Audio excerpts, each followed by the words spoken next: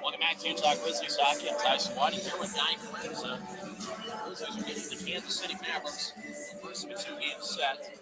And Guy, I think it's going to be an interesting test for the Grizzlies in terms of can they generate some offense 5-on-5. The power play has certainly been great over the last handful of games, but can the Grizzlies generate 5-on-5 goals? That might make the difference in whether they get a victory here tonight. Yeah, Tyson, I think that's the key is can the Grizzlies come out and can they score a goal, not only 5-on-5, but can they score the first goal? We saw in the last couple outings that Jacksonville scored the first goal, and it was really a killer for the Grizzlies because they had to find a way to claw their way back into the game, and they were just behind. So I think it's big if the Grizzlies can come out here and get the first goal, one, and as you said, score a 5-on-5. Martell's going to be making his Grizzlies debut tonight. Martell had 6 assists in 13 games for Fort Wayne, but he had an outstanding game in his second outing as a pro on April 16th of 2022. He had 2 goals and 1 assist, and so I think that he's the guy that in juniors, the Bet Major Junior Hockey League, is about a point a game, and he scored quite a few goals in juniors, and I think Ryan Kanasevich is hoping that he can get some scoring punch out of him. Yeah, Tyson, I think it'll be interesting to see how he does in his first game with the Grizzlies. I've noticed that over the last couple of years, at least it seems to me that whenever a Grizzly makes his Grizzlies debut, he seems to do pretty well. So we see some new faces come into this team this year, and they've done all right. So I think it'll be interesting to see how he goes. I think we'll see a good showing from him tonight. It'll be interesting to see what happens with Tyler Penner, who's going to be in the Grizzlies starting lineup. We'll give you the Grizzlies starters here shortly. Penner's going to be in the starting lineup. He's somebody that's got 4 goals and 1 assist in 21 games, and I think that he's somebody that could have a breakout effort. Yeah, Tyson, if there's anybody that would be primed for a breakout outing, it'd be Tyler Penner.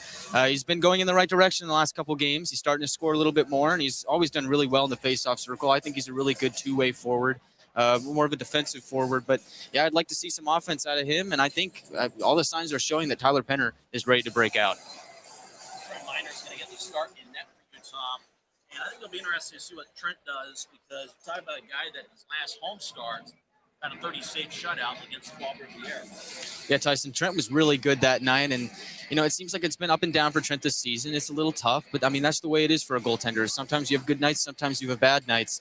I think over the course of the season, we're going to see Trent Miner take form. We're going to see him turn to the guy that we saw last year, and we know he can be that guy. We know he's an elite goaltender.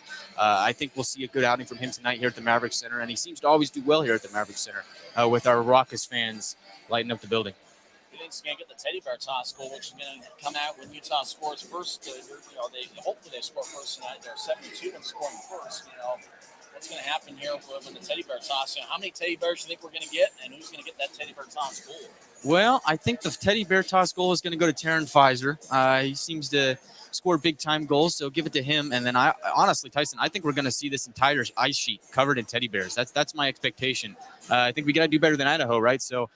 The entire place just covered with teddy bears. I'd love to see it.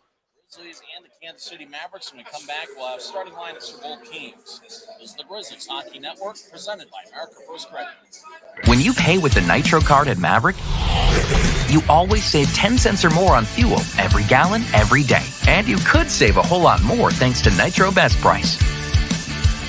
Pick up a Nitro card and upgrade your Adventure Club account today.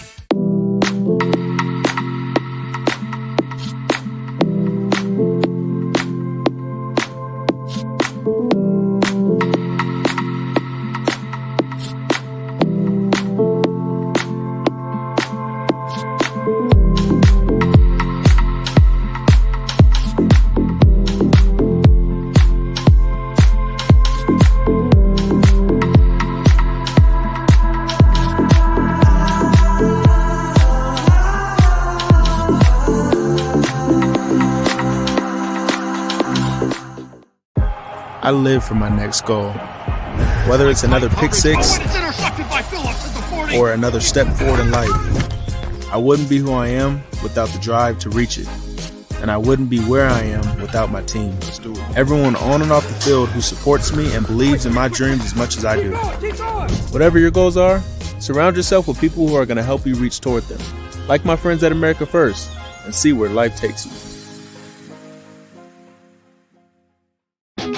Mavericks' new bean-to-cup machines always deliver a freshly ground cup of coffee on demand, so you can enjoy any of our premium roasts at their best, day or night, hot or iced. Enjoy a fresh cup today. If you're out driving and something happens to your car, truck, or even wheelchair, and you end up stuck at a rail crossing, it's going to be okay. Don't panic. Here's what you do. Get out if you can, and look for this blue sign on the metal pole. Call the number on the blue sign, and when they answer, tell them the crossing number. The number is right here. This tells them the exact location of the crossing. This is the fastest way to get trains stopped before coming through the crossing. Look for the blue. It helps you. Welcome back to Maverik Center. The Utah Grizzlies take on the Kansas City Mavericks for the first of a two-game series. Season record of 12 this season. Flying all 67 away from Maverik Center. Trent Myers got a record of 2-7. 2-7 this season. 10 games. One shutout, which came on November 27th, 2022 against the Riviera Lions. 3.43 goals against average and 8.96 save percentage. 198 pounds is his second year of his career. It's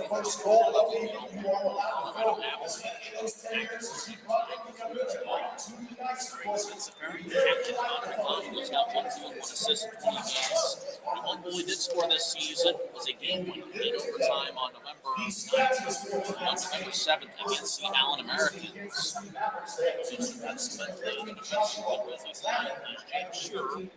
Great to see Sure back in the season. Last played on October 28th against the Angels.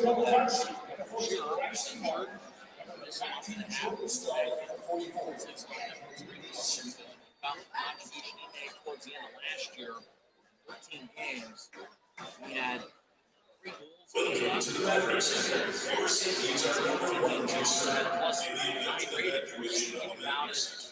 Plus, about a guy like Sure. The Grizzlies to the Mountain West Championship was certainly a big part of that. He's been starting in Charlotte and elsewhere. In fact, the Grizzlies saw a lot of Luke Martin last week.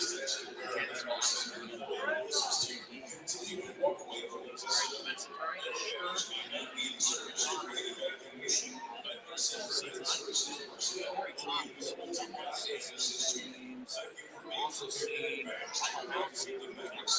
in 16 games. Martin's back after the season break. He's got 1 goal and 5 assists in 15 games this year. Aaron Thoe, 1 goal and 2 assists in 16 games this season. Grizzlies have been going with 11-4 tonight, so he's starting defensive third this McDonald. Sure, Barkley, Thoe, Thomas, and House. Notable scratches for the Grizzlies tonight include Andrew Nelson, 10 games scored. He's a scratch this evening. Joey Coulthard, Bryce this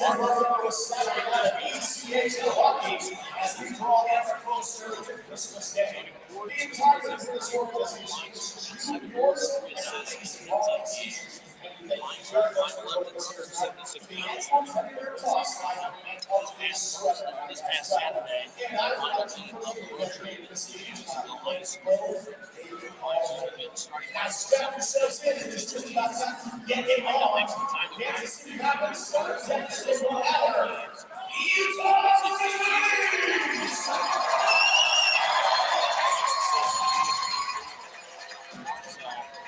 April 16th, 2022 had 2 goals and 1 assist against the Wheeling Gamers. That was a member of the Fort Wayne Comets.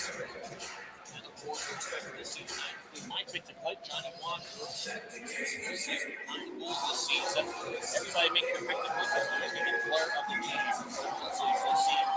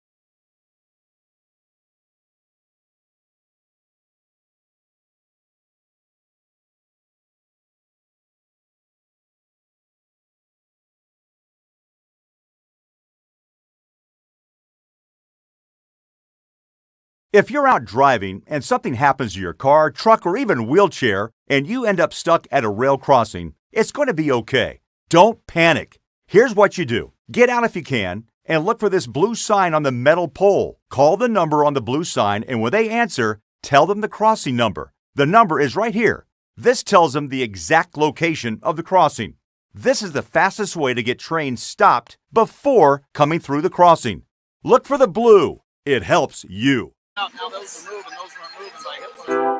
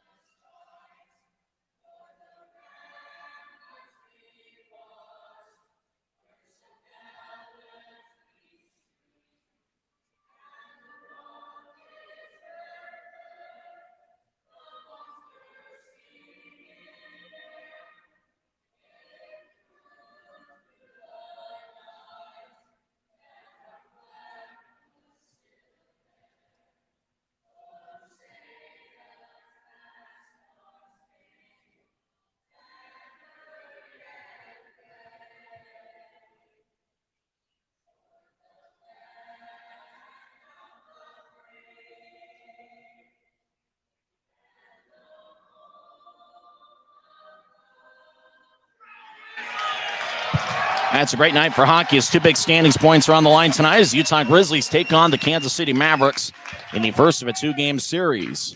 I'm Tyson Whiting hanging out with Guy Carenza here in high top section 114. It was really nice of the Grizzlies to have a moment of silence before the game for my mother, Catherine Whiting, who passed away a week and a half ago. And there was a moment of silence, and that was certainly very touching as the funeral was yesterday, and it was a great funeral. And hopefully it'll be a good night for hockey as the Grizzlies take on the Kansas City Mavericks. I got some family sitting over in section 114. Got 6 members of my family, including my brother Ike and a couple relatives from Illinois and a couple people from Idaho. And it's certainly great to see them here in attendance. We got a really good Saturday night crowd. It seems like we're mixing through some technical difficulties here. I guess that's what happens when they give you a mixer that you don't know very well. But it'll be interesting to see what happens as the Grizzlies are wearing their ugly sweater-themed jerseys. It's a green look. Actually, I don't think they're all that ugly, as they got nice white numbers on the back, white lettering, and professional green all around the ugly sweater jersey. Referee tonight is Tyler Haskell. The linesmen are Andrew Collins and Tyler Keston. Kansas City wearing a white jersey with orange in the middle and black stripes as well. Black overlaying the orange. Theo Calvis is going to be wearing number 7. He'll be paired up with Nate Konepke. And Konepke's wearing number 5. Starting forwards are Luke Stevens, Luke Morgan, and Cole Koski, who's been the hottest of all the Kansas City skaters. Starting in net for the Grizzlies is Trenton Miner, who's got a record of 2-7 this season. But remember, the last start he had at Maverik Center was a 30-save shutout against the Trois Rivières Lions. Starting forwards are Tyler Penner, Taryn Pfizer, and making his Grizzlies debut, Jordan Martell, who was acquired in a trade earlier this week for Neil Robinson. Starting defensive pairing is the captain Connor McDonald, and James Shearer, who's back after missing about 18 games. He played the first 3 games of the regular season, got hurt, and this is his first game back. It's the Grizzlies' 22nd game this season, Kansas City's 21st. As Tyler Haskell has the puck at center ice, he drops it, and we're underway. As the puck goes all the way out towards Trent Miner, who's at the side of his net, he'll give it to Shearer wearing number 10. Shearer was number 3 earlier this season. He'll pass ahead to Taryn Pfizer. No icing is on the other side. Callum Booth behind his net wearing number 33. He'll glide along the far side. Right wing shot saved by Booth, and it goes out of play as we get our first whistle 17 seconds into the game. My pick to click is going to be Johnny Walker. Guy Carenza hanging out here high top section 114. Guy, who's your pick to click? Remember, it is teddy bear toss night. Looks like a lot of fans have brought their teddy bears. They're going to be thrown on the ice after Utah's first goal. Utah wins the draw. McDonald with a shot that gets blocked. It glides out towards the left point. Grizzlies skate to the corner as Pfizer gets it taken away by Nate Konepke, who skates around his net. He'll drive it along the far boards as Tyler Penner will glide it all the way back towards the near side. More of a shot that went wide as Martell battles behind the net. Jordan's his first name. He'll throw it to the right point for McDonald. Connor stops the right point. He'll take a shot. I got redirected and goes out towards the end wall as Penner gets hit by Theo Calvis. Kansas City comes up with the puck. Mavericks skate from left to right as we see it from high top section 114. They cross center ice and dump it in. Scherer gets hit by number 25, Luke Morgan, who's got 1 goal in 16 games this year as the Mavericks get it back towards the left side just outside the circle. They'll feed it across off the boards to Jordan Sambrook, number 6. Sambrook will skate towards his left. He'll take a righty pass out towards the right circle. It glanced off a stick, rolls off the end wall and towards Trent Miner, who covers up. Good job by Trent Miner, and it'd be good to see if he can get some saves early in this contest. Remember, the Grizzlies have allowed quite a few shots over the last 5 or 6 games. So I think it's going to be interesting to see if Miner can settle in, make a few saves early. That could end up benefiting from, which is really what happened on November 27th when he got the 30-save shutout against the Trois-Rivières Lions. Grizzlies make a line change as Utah wins the draw. Kyle Pouncey will throw it ahead towards Dakota Raby, who overskates it. Now Kansas City gets it back in their own end as they feed it out towards Tommy Muck, number 3. He's got an A on his sweater, a defenseman for Kansas City. As the Mavericks, big-time collision in the Kansas City zone. As the Mavericks nudge it ahead as they'll glide it out towards the left side. They enter the zone. Calvis will glide it along the boards. He gets hit behind the net by Pouncey. Puck glides towards the right corner. Kansas City gets hit. Pouncey once again delivers it. As taking us Cameron Wright in his first home game in quite a while, as he was sent to the AHL's Colorado Eagles recently, and now he's back. Grizzlies cross center ice and drive it back in, as Sambrook will glide it to the far side, looking for Brian Harrison. Harrison gets hit, as the Grizzlies back behind the Kansas City net. Battling's McCallchuck in his home debut, as he played in a couple road games. Now back towards the right side, Tho with a shot that didn't get much on it, glides to the right circle. Now the Grizzlies. Aaron Tho kept it in, or he thought he kept it in. The linesman says it exited the zone. Offside on the Grizzlies. 17:53 left here in the first. Utah's taken 1 shot. Kansas City yet to officially take a shot on Trent Miner. Draw it neutralized. Cam Strong will take the face-off. Strong scored a goal in the Grizzlies' last home game, which was November 27th against the Trois-Rivières Lions. Kansas City will toss it towards center ice as LeBurge dumps it in. Tho behind his own net will drive it towards Johnny Walker on the far side. Walker glanced it off a Kansas City skater. McCallchuck skating along the Grizzlies bench, overskates the puck. Kansas City gets it back in their own end as the Mavericks skate from left to right. They cross center ice. Now dishing it in is Pascal LeBurge. Now the Grizzlies will ice the puck. The arm is raised by the Kansas City goaltender and by the referee as we'll go all the way back towards Trent Miner with 17:22 left in the first. We're still early on. Make sure to follow the Grizzlies on Facebook, Twitter, Instagram, Snapchat, and TikTok. I'm on Twitter at Tyson on Sports. We're trying to convince Guy to get on Twitter as well, or at least, be a little bit more active on Twitter. Draw's going to be in the left circle. Cameron Wright will take the face-off. We got a good Saturday night crowd here on Teddy Bear Toss Night and Ugly Sweater. That's the only reason why I'm wearing this ridiculous thing. Kansas City wins the face-off. Shot goes out of play as it hits off the protective netting. Grizzlies blocking quite a few shots here in the first 3 minutes of play. Loren Yolette will take the face-off for Kansas City.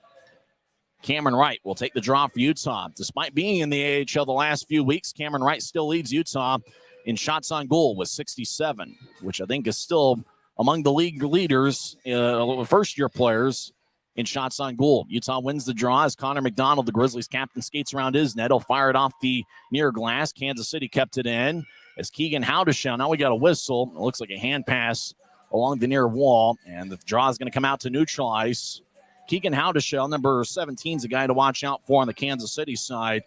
He's got 4 goals and 2 assists in 15 games, but it seemed like he played pretty well in these series in early November between these clubs. Utah ended up winning 2 out of the 3 games.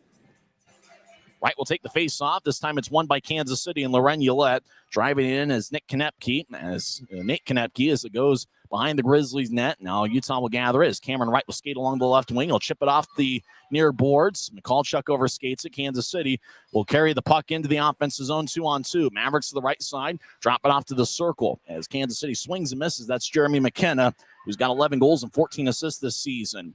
Now Calvis around the net, goes back to the far side for Luke Morgan. He'll feed it up top, but the puck exited the zone as Kansas City has to reset. Mavericks at center ice. Theo Calvis will drive it off of James Shearer. Shearer up ahead towards McCallchuck. He skates into the left circle, take a shot. Saved by Booth.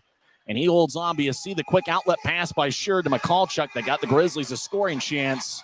And I got a feeling McCallchuck's one of those guys who can score in bunches. So if he just gets that first one out of the way, he can be pretty good. I know we've been experimenting with some technical issues here early on. Hopefully you can hear us well on both Flow Sports and on YouTube. Your homes for Grizzlies hockey all season long. As the draw in the left circle, Grizzlies win it. They throw it behind the net, taken by Tommy Muck of Kansas City. He'll fire it out of play. Is it going to be delay of game? I think it is.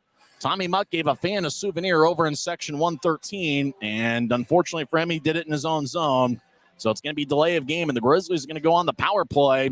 Remember, Utah is fourth in the league on the power play this season at 22.8%. Remember, the Grizzlies got off to a really slow start on the power play, and it emerged and turned into an outstanding power play, starting with the Kansas City series on November 5th in the rubber match where Utah went 5 for 6. Well, in the last 15 games, Utah is 29% on the power play, 21 for 72. Johnny Walker will take the face-off. He's got Taron Pfizer to his left as Tommy Muck gave a fan a souvenir from his own zone. So 2 minutes in the Rogers and Russell Legal Solutions holding cell. Grizzlies behind the net. Walker glides the puck out to the left point. Taken by Martell. He'll spin it around to the far side for Pfizer. He gets to the right in the right circle. Now to Bartley, over to Martell. One-timer, and it gets blocked by Josh Elms. Grizzlies get it on the near side. Martell gets to the right. Now Kansas City takes it away. Jeremy McKenna will backhand it all the way out to the Grizzlies zone. Trent Miner in front of the crease. Cuts off the puck as he'll give it to Victor Bartley, who skates around the net. Grizzlies without Andrew Nilsson tonight. He leads the league in power play assists and power play points. Pfizer crosses center ice right wing. Now he skates into the zone with speed. Pfizer stops in the right corner, blows a tire. Two Kansas City players battling as Pfizer's on his keister. As Kansas City tries to clear it out, Pfizer took it away. Grizzlies spin along the near wall. In the left point, it's cut off by Martell. Jordan Martell will fire it back up top for Bartley. Bartley in the left point, gets it across to Pfizer. He takes a shot on it, gets blocked by Nate Konepke, and he'll clear it out to center where it's cut off by Bartley near the center ice logo. He'll feed it to the right side for Pfizer, re-enters. He'll bounce it off the boards looking for Cameron Wright. It goes to Martell. Back across to Pfizer. Right side takes a shot on a glance off of, I think, Walker, and goes out of play off the protective netting. 41 seconds left in the power plays. Both teams make a line change. It looked like Pfizer's shot was blocked by Johnny Walker, of all people. But I really like the way that five-man unit worked, and I think Johnny Martell is going to be a keeper. Guy Carenza hanging out with us, and Guy, I think Johnny Martell is going to be a good one.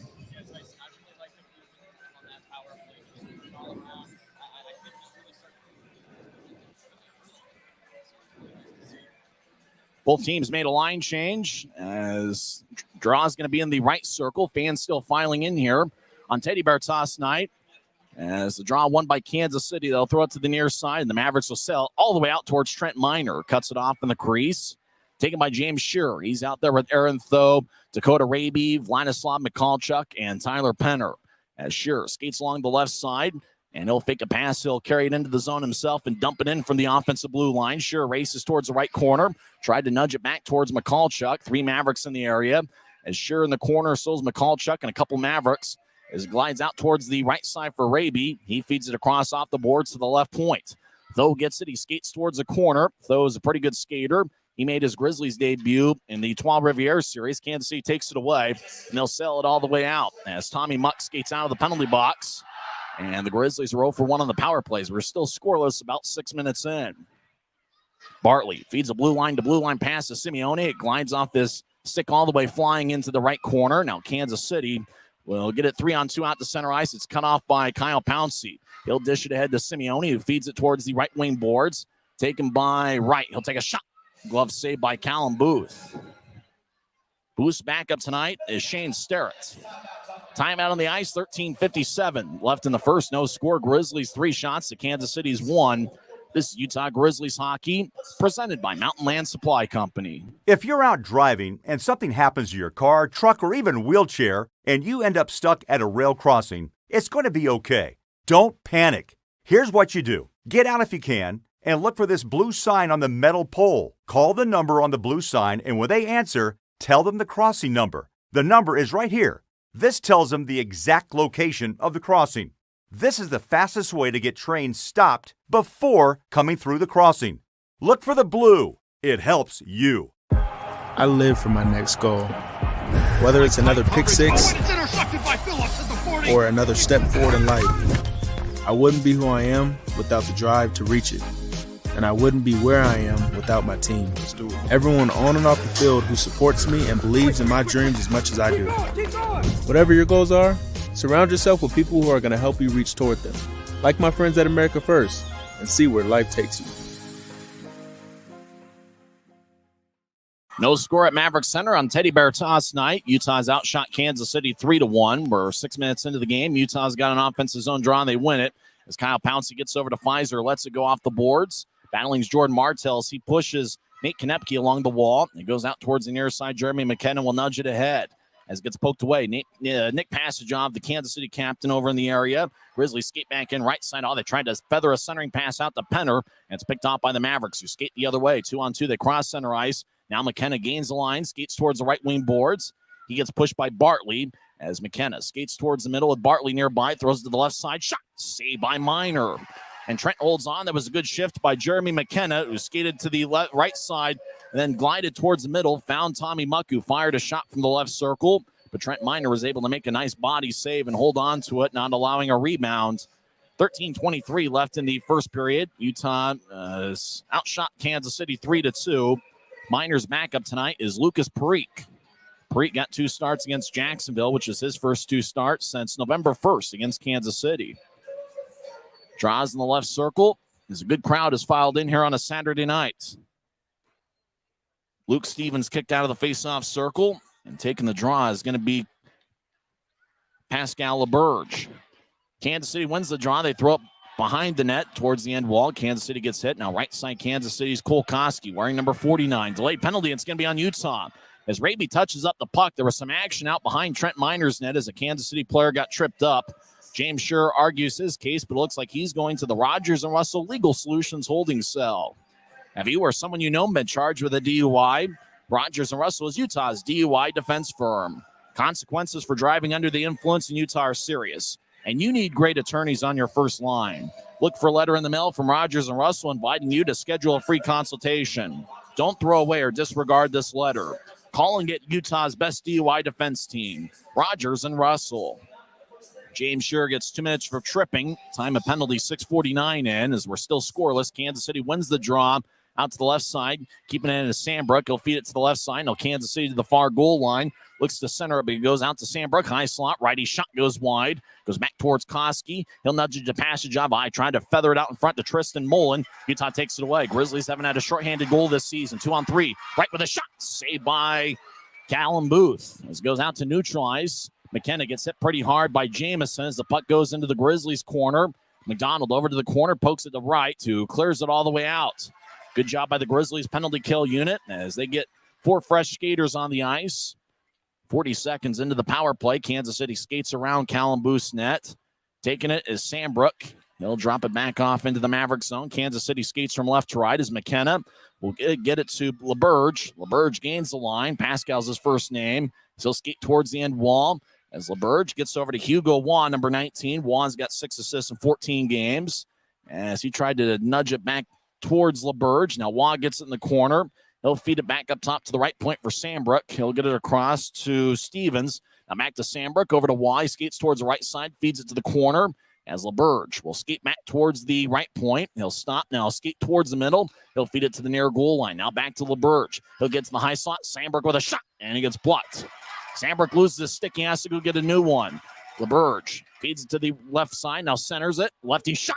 Glove save by Miners. The shot was taken by Keegan Howdashell. And Trent Miner made a nice glove save. Grizzlies doing a good job protecting the crease as the whistle blows with 11:43 left in the first. 32 seconds left in the Kansas City power play, which is their first of the game. Kansas City's power play this season is 19.2%. Grizzlies' penalty kill is 74.3%. Kansas City's captain, a Michigan man, Nick Pastajov. He wears number 9. He's going up against Keaton Jamison. Kansas City wins the draw. McKenna with a shot that's blocked by McDonald. Now the Grizzlies will clear it all the way out. Callum Booth will skeet towards the far side. He'll hand the puck off. 20 seconds left in the power play. As Tommy Muck skates towards neutral ice, drops it off for McKenna, who enters the zone with momentum in the right side. McKenna gets cut off by Bartley. Pfizer takes the puck. He'll skate towards the far corner of his own zone. He gets hit. Now McDonald will clear it out to center ice. Sure standing in the penalty box. He'll come out of the penalty box right now as the Grizzlies are back at full strength. Still scoreless, 9 minutes in. Grizzlies have outshot the Mavericks 5-3. Kansas City crosses center ice. They gained the line, but they don't have numbers. They'll dump it into the right corner. Taken in is Luke Morgan, as he'll feed it up top for Calvis, who kept the puck in after bobbling it. Back to Morgan. He'll get it to the near side for Ryan Harrison. Back to Calvis, who skates in along the far near side. Takes a shot saved by Minor. Goes back to Harrison. He'll take a lefty shot, and it goes over the head of Minor off the glass. Johnny Walker delivers a hit of Luke Martin, and the Grizzlies clear it out. Into the Mavericks zone. Theo Calvis runs there, gets there before Michalchuk, who's making his Grizzlies home debut. Michalchuk did play at Maverik Center last season as a member of the Jacksonville Icemen. Now LaBerge to neutral ice, crosses center as he gets around Cameron Wright, and he'll toss it in. Mavericks make a line change behind him as Connor McDonald, the Grizzlies captain, has it. Connor will feed a blue line to blue line pass, looking for Simeone, but it's taken away by Mark McNulty, who's 6'7" and 209 pounds, just recently sent down from the AHL. Now LaBerge, near side, will cross center ice. He'll nudge it ahead to Waugh, who gets in on side. Back to LaBerge, right wing shot, and it goes wide as went over the right shoulder of Trent Minor. Now LaBerge to the left corner gets it. Will feed it behind the net. All-starting pass out in front. Shot and a score. What a pass by Hugo Waugh out to Keegan Howdeshell. And Howdeshell was just to the side of the Grizzlies' net and put it away before Minor even knew where it was. So Keegan Howdeshell gets his 5th goal of the season, but that play was made by Hugo Waugh with an outstanding pass from out behind the net. So the Mavericks draw first blood tonight, 9:48 left in the first, and Howdeshell's going to get the goal, and he made a nice shot out in front, really just, but it was the Hugo Waugh pass that really made the play. Draws at center ice as the Mavericks' fifth shot on goal turned out to be the first that found the back of the net. As Howdeshell out to center ice, but the Grizzlies dump it in. Callum Booth behind his net will feed it to the near side. Mavericks skate from left to right. As McKenna will dish it out to center ice. It glanced off the skate and goes to Pfizer. Skates back into his own zone. Now Bartley throws it off the stick of Nick Pastajov. It glides towards Minor. Now Pfizer gets it. Taryn will throw it to the far side as the Grizzlies start the attack. As Pouncey across to Pfizer's on the left side. He crosses center ice and drives it around the boards. Over towards Jordan Martell in his Grizzlies debut. Martell's got good size at about 6'1" and 200 pounds. Actually, he's about 185 pounds, but he looks strong. As Bartley to the high slot takes a shot and it's blocked. As Pfizer towards the near corner gets it to Martell. Take a righty shot that's blocked. As the Mavericks will bounce it off the far glass and it goes out towards the Grizzlies bench. Pouncey gets over there, gets the puck, and he'll skate towards Trent Minor. Now he feeds it across to Bartley. Grizzlies get a new set of forwards on the ice. 8:43 and counting left in the first. Mavericks lead 1-0 on Keegan Howdeshell's 5th of the year. Bartley throws it to center ice for Raby. He gets it poked away, but it advances to Wright. Wright tries to drop it off for Jamison, and taking it away is Kansas City.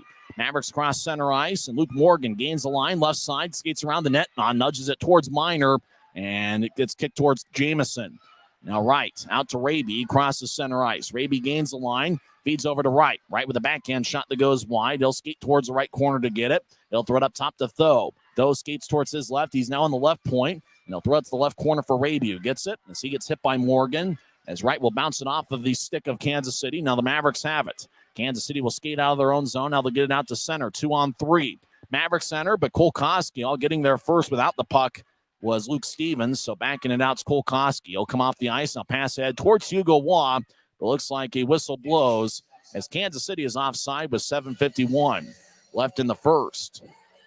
So the details of the Mavericks goal scored 10-12 in.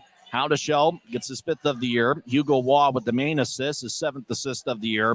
And Pascal LeBurge with his 13th assist of the season. As the Mavericks have scored first are on Teddy Bear Toss night, or fans will throw teddy bears on the ice after Utah's first goal. Utah this season is only 2-10 when the opposition scores first. Mavericks win the face-off. They feed it into the Grizzlies zone where it's taken by James Shearer, and it's great to see him back for the first time since late October.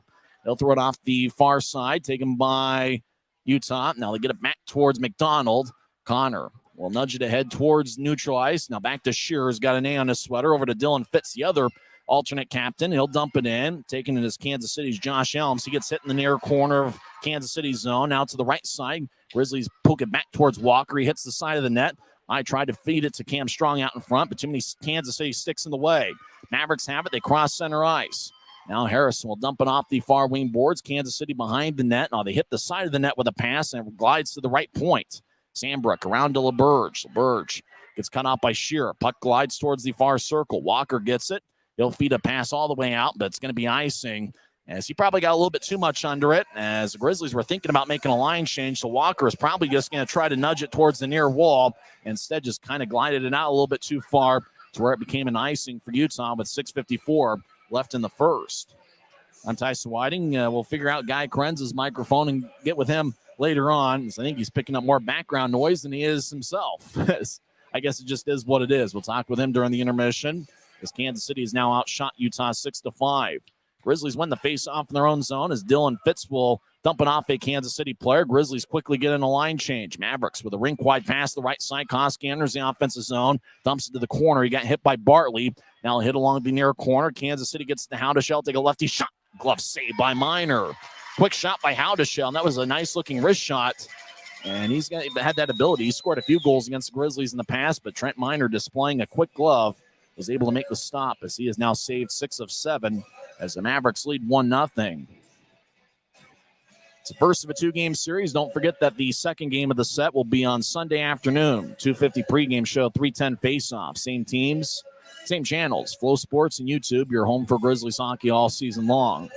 Draw in the right circle is taken by Utah as Kyle Pouncey skates behind Trent Minor. Now he stops, reverses his field, get it back to Bartley. He'll feed it out to center ice. It glances off the stick of Pfizer and glides all the way out towards Callum Booth. Now to the right corner. Kansas City gets tripped up. No call on the play as the Mavericks will feed it off the near wing boards. Taken at center ice by Bartley for Utah. He'll get to Pfizer. Glances off of his stick. Now Howdeshell in the near corner. Will feed it from one corner to the other as Kansas City gathers it.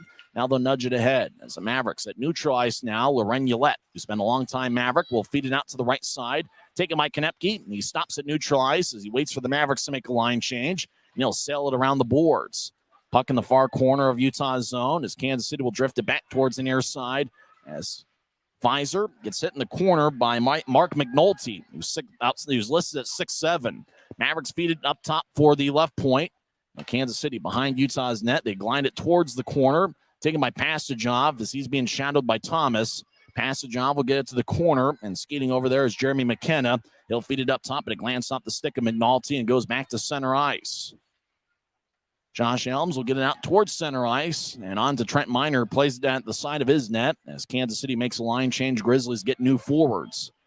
As Raby couldn't accept the pass, it was wide of the mark. Now Kansas City, Jordan Sandbrook will re-enter. Sandbrook skates towards the right side, all centering pass all out in front and glanced off the stick of the Maverick. Now it goes to center ice Grizzlies. Cameron Wright will feed it across looking for Jamison. He couldn't get it. Now Jamison delivers a hit of Koski, and he got away with it. No arm was raised by the referee. Good hit by Jamison. Grizzlies skate in left side. Wright with a shot, and it's blocked by Sandbrook. Now Wright gets knocked down in front of the crease. Puck rolls towards Booth, who covers it up with 4:51 left in the first. Mavericks lead 1-0. Timeout on the ice. We'll take one as well as Keegan Howdeshell got the Mavericks on the board halfway through the first period.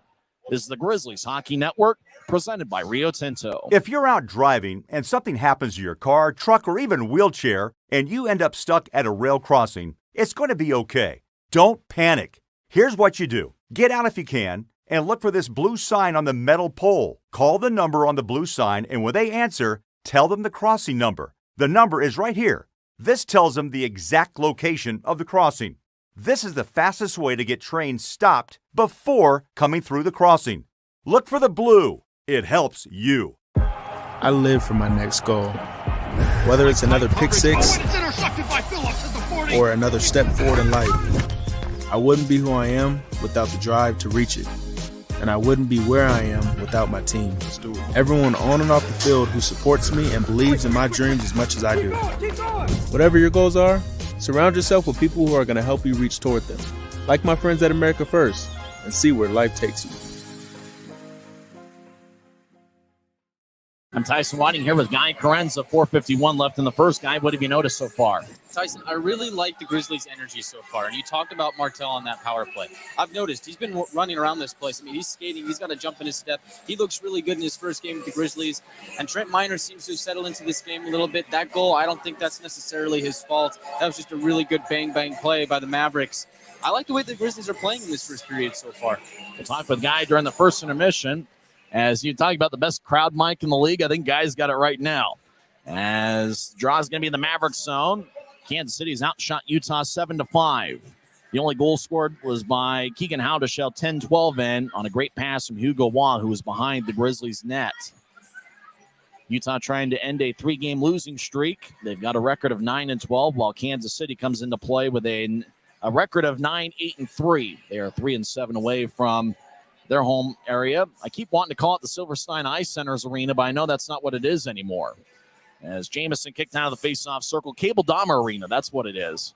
As Cameron Wright will take the draw in the Kansas City zone, and the face-off won by the Mavericks. As Tommy Muck skates around Callum Booth's net, he'll feed it off the far boards. Taken by Utah, who will peel back into their own zone. McDonald over to Shearer. He'll get it to the center ice logo for Wright, who skates in. Wright will take a shot. Saved by Booth. The shot was taken from the high slot. Booth probably could have had a passing angle to get rid of it, but he decided to freeze the puck with 4:37 left in the first. Grizzlies will have an offensive zone draw. The backup tonight is Shane Sterrett, and I would almost expect to see both backups, Sterrett for Kansas City and Lucas Preek for the Grizzlies tomorrow afternoon in the second game of the series. Then after that, the Grizzlies will have 5 straight games against the Idaho Steelheads. 2 next week in Boise, and then 3 here at Maverik Center to end the 2022 calendar year. Grizzlies with a shot, and he scores! Connor McDonald feeds it out in front as the Teddy Bears go flying on the ice. Grizzlies won the face-off, went out to McDonald in the right point. He took a shot that got redirected by a Grizzlies stick and went past Callum Booth. And just like that, all the Teddy Bears come flying onto the Maverik Center ice. It looks like a few of them are ending up in row 2. It looks like some of them aren't even ending up on the ice. It looks like we got a good showing of Teddy Bears here tonight, as a lot of fans testing out their arm strength. A lot of them coming from the upper deck. And it looks like this might be the best showing of Teddy Bears that we've had in quite some time. Teddy Bears, stuffed animals of all shapes, sizes, and colors, as the Grizzlies get on the board with 4:34 left in the first.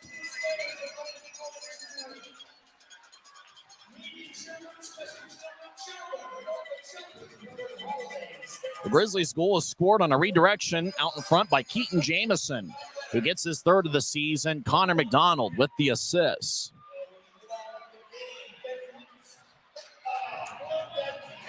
Good showing of Teddy Bears here tonight. As Guy Carenza trying to show the Teddy Bears, but of course a few fans standing in front of the camera. But this is a very good showing of Teddy Bears. Kind of rivals what we saw from the Idaho Steelheads, and the Teddy Bears are still flying on the ice. As I think a lot of them ended up in row 2 and 3, as it looks like a lot of the Teddy Bears didn't even make it on the ice. But, Guy, I think it was, one of those plays the Grizzlies needed, one of those redirections. They were able to get it as Jamison redirected the Connor McDonald shot. Oh, Tyson, that was awesome. We talked about the energy, and like I said, I like the energy that the Grizzlies were playing with. It seems like they came out here to play. In those last few games against Jacksonville, they might have seemed a little bit lethargic. Not here, and they just kept pounding at the net.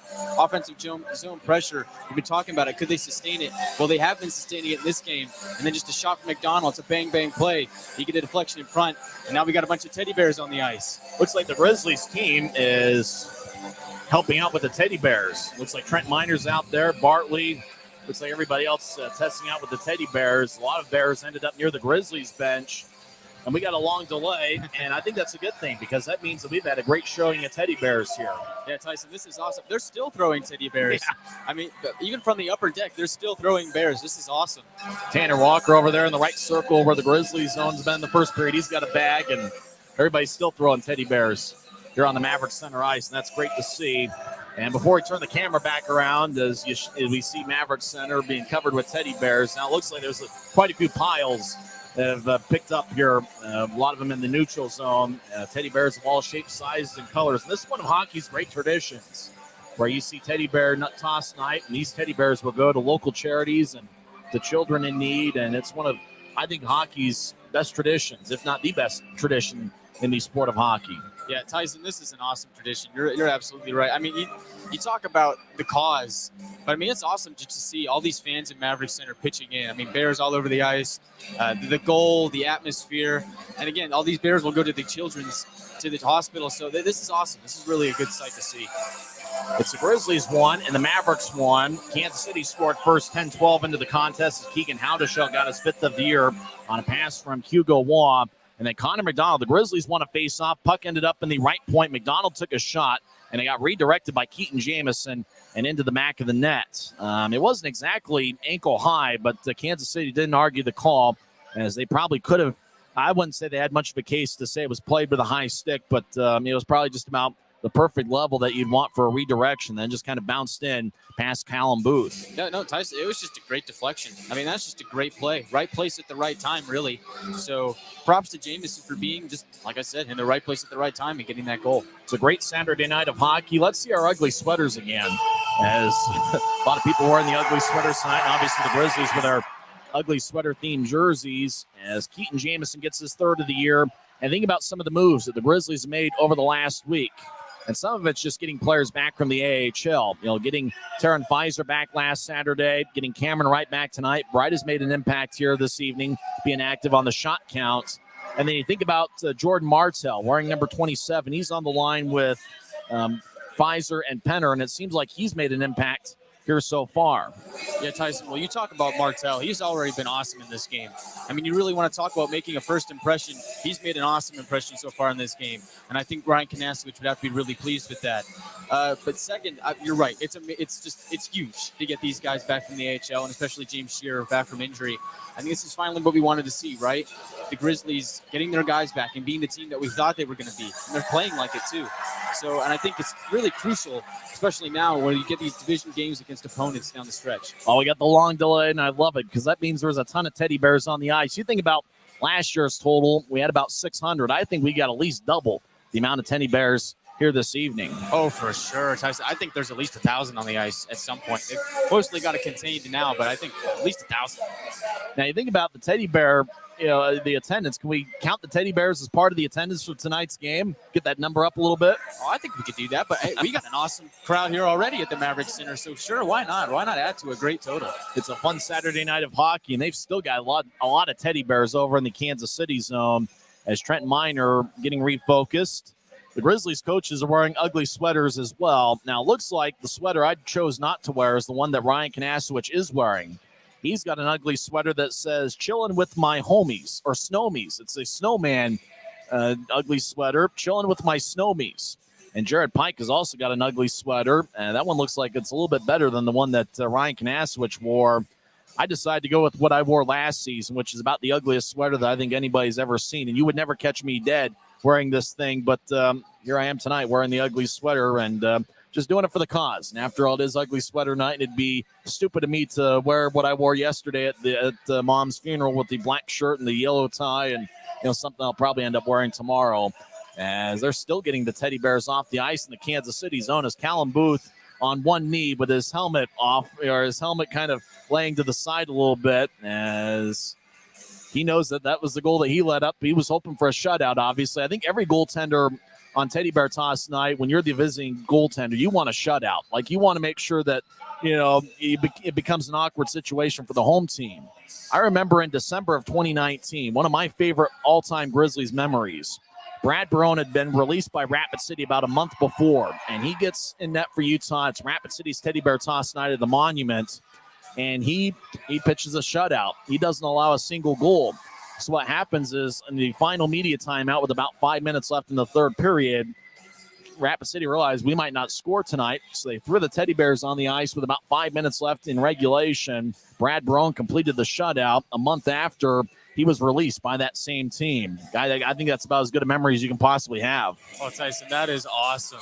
I always wondered what would happen if the team that was supposed to score on Teddy Bear Night just didn't score. I guess now we know. I think you want to have that good combination. If you don't want to score 2 minutes in, just in case you got a couple late arriving fans that brought some teddy bears, but you also don't want to wait too long. And I think with 4:34 left in the first period, it's the perfect combination. And that was a great showing of teddy bears. It looks like they are finally off the ice. And we're about to get back to live action as both teams have taken 7 shots and both have found one that has gotten past each goaltender. As the faceoff's going to be at center ice, and it looks like the Grizzlies stretching out a little bit as it was quite a delay, and the Grizzlies players made sure to help out with the teddy bear toss and getting them off the ice. A much longer delay than we had last season. That's because we had a lot more teddy bears than what we had last season. Great showing by the Grizzlies fans as the draw at center ice is won by Kansas City. They'll carry it into the offensive zone as they skate towards the left circle, now around Miner's net. Kansas City feeds it out in front. It hits off of Bartley as the puck ends up in the right corner. Loren Ouellette wearing number 14. He skates towards the right point. Now he feeds it up top to Konepke. Now it goes back to Kansas City. Puck stayed in the zone. Slot, shot. Glove saved by Miner. He bobbled it for a second. But he's able to cover up with 4:13 left in the first period. As Kansas City takes their 8th shot on Trent Miner. And we know he's off to a little bit of a slow start this season as Trent. But remember, the last home game was a 30-save shutout against Trois-Rivières. You're thinking about a guy that was a 7th-round pick of the Colorado Avalanche back in 2019, only 21 years old, and Trent Miner's certainly got a bright future. As the draw is going to be in the right circle. It's taken and won by Kansas City. As McKenna over to Passage-Off will take a lefty shot, and it goes high over the crossbar and off the glass. As Kansas City gets pushed into the corner by McDonald, now they'll nudge it out to the left point.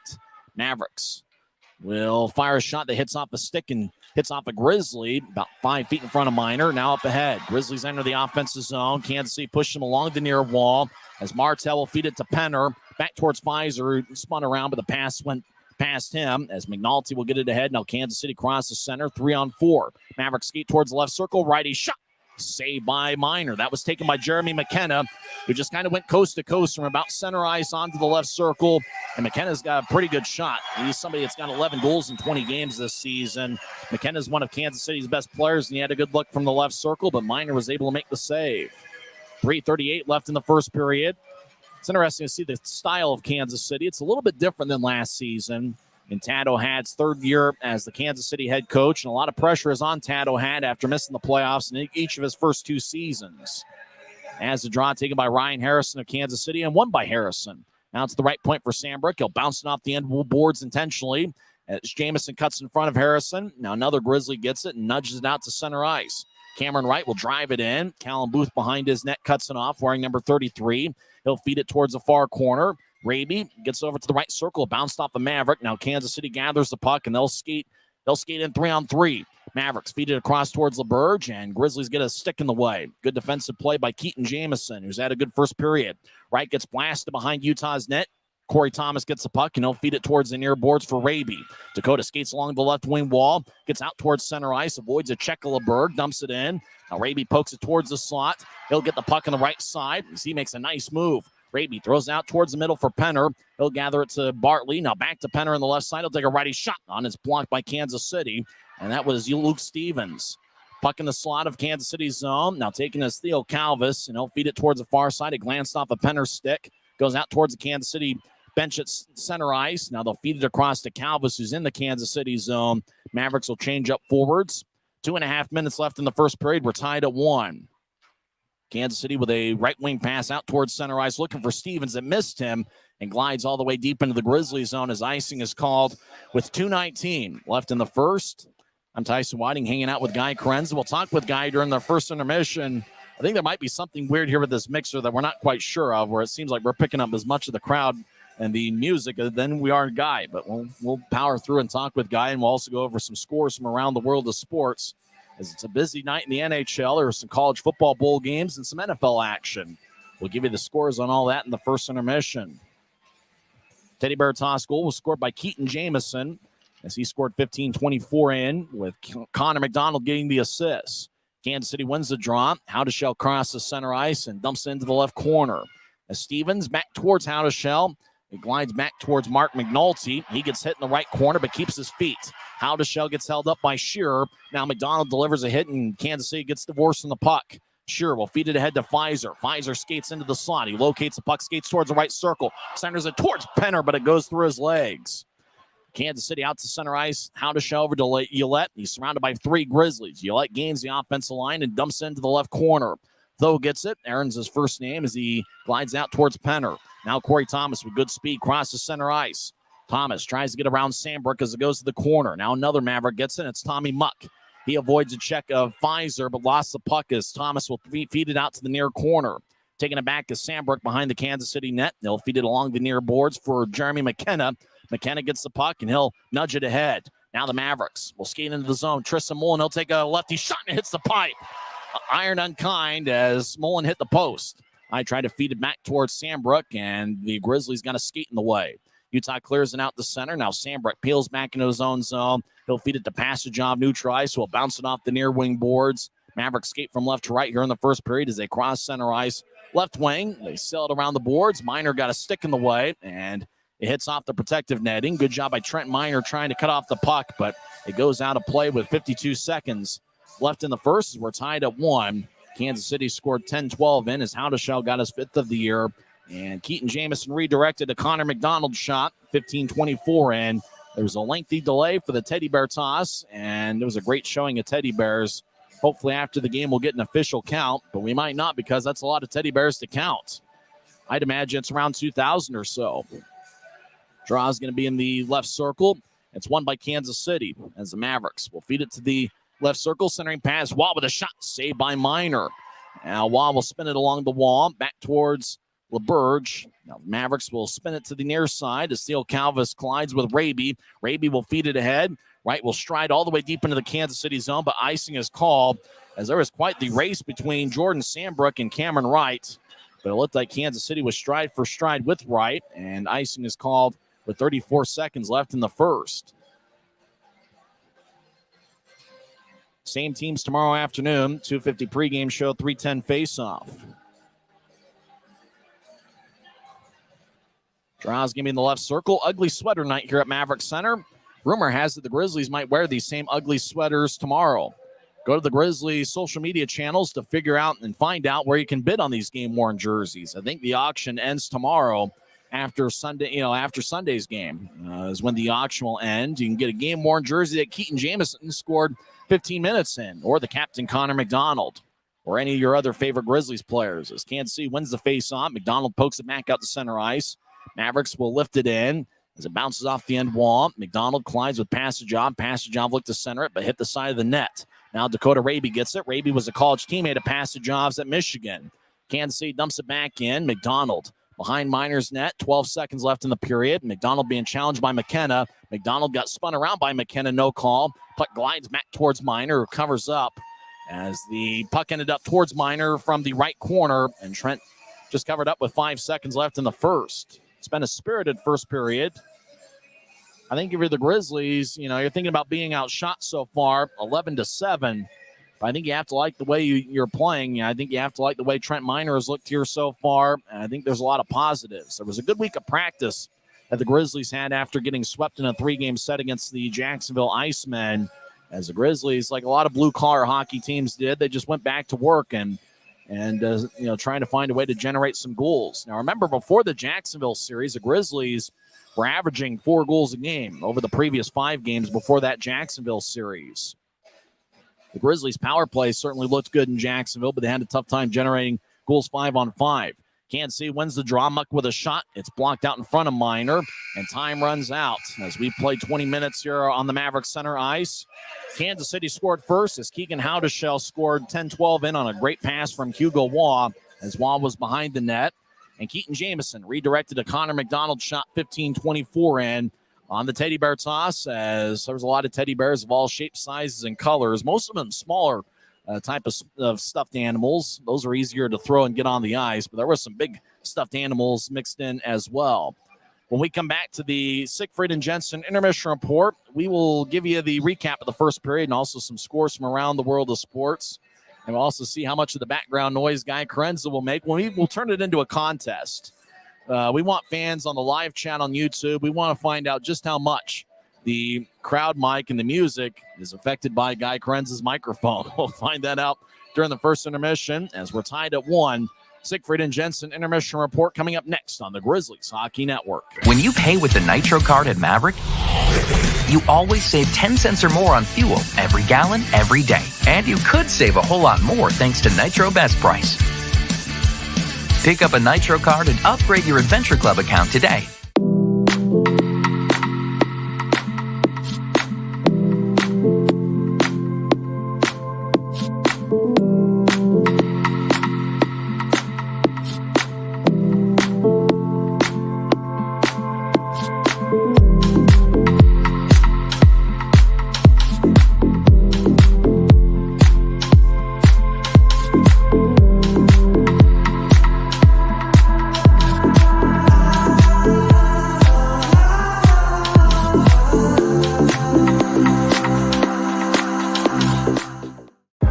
I live for my next goal. Whether it's another pick six or another step forward in life, I wouldn't be who I am without the drive to reach it. And I wouldn't be where I am without my team. Everyone on and off the field who supports me and believes in my dreams as much as I do. Whatever your goals are, surround yourself with people who are going to help you reach toward them. Like my friends at America First, and see where life takes you. Mavericks' new bean-to-cup machines always deliver a freshly ground cup of coffee on demand, so you can enjoy any of our premium roasts at their best, day or night, hot or iced. Enjoy a fresh cup today. If you're out driving and something happens to your car, truck, or even wheelchair, and you end up stuck at a rail crossing, it's going to be okay. Don't panic. Here's what you do. Get out if you can, and look for this blue sign on the metal pole. Call the number on the blue sign, and when they answer, tell them the crossing number. The number is right here. This tells them the exact location of the crossing. This is the fastest way to get trains stopped before coming through the crossing. Look for the blue. It helps you. It's the Siegfried and Jensen intermission report here on the Grizzlies Hockey Network. I had a feeling Kansas City won quite a few faceoffs in that first period. In fact, the statistics says that Kansas City they outdrew Utah 17-6 on the faceoff circle. So Kansas City had a big edge there. In terms of scoring chances, Kansas City had 6 and Utah had 3. So if we're thinking about, who had the edge in terms of goaltending, Trent Miner looked good in the first 20 minutes. He saw quite a few grade A chances from Kansas City. Mavericks outshot the Grizzlies 11-7 in the first period. Both teams had 4 hits. Kansas City had 3 giveaways, and the Grizzlies had 2.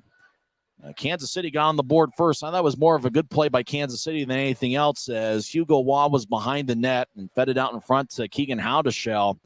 And the puck ended up in the back of the net so quickly, I'm not even sure Trent Miner was able to really track where it was until it was too late. Same with the Grizzlies' defensive unit.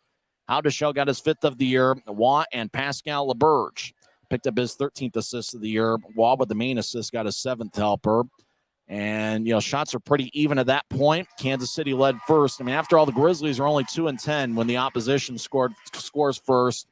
But the Grizzlies were able to get back into it. It was right off a face-off. The puck ended up going to the right point. McDonald took a shot. It got redirected by Keaton Jamison and ended up in the back of the net. And then once he scored, all the teddy bears went flying on the ice. We got a double promotion going on tonight with Ugly Sweater as well as the teddy bear toss. And I think it was a much better showing than what we had last season at Maverik Center.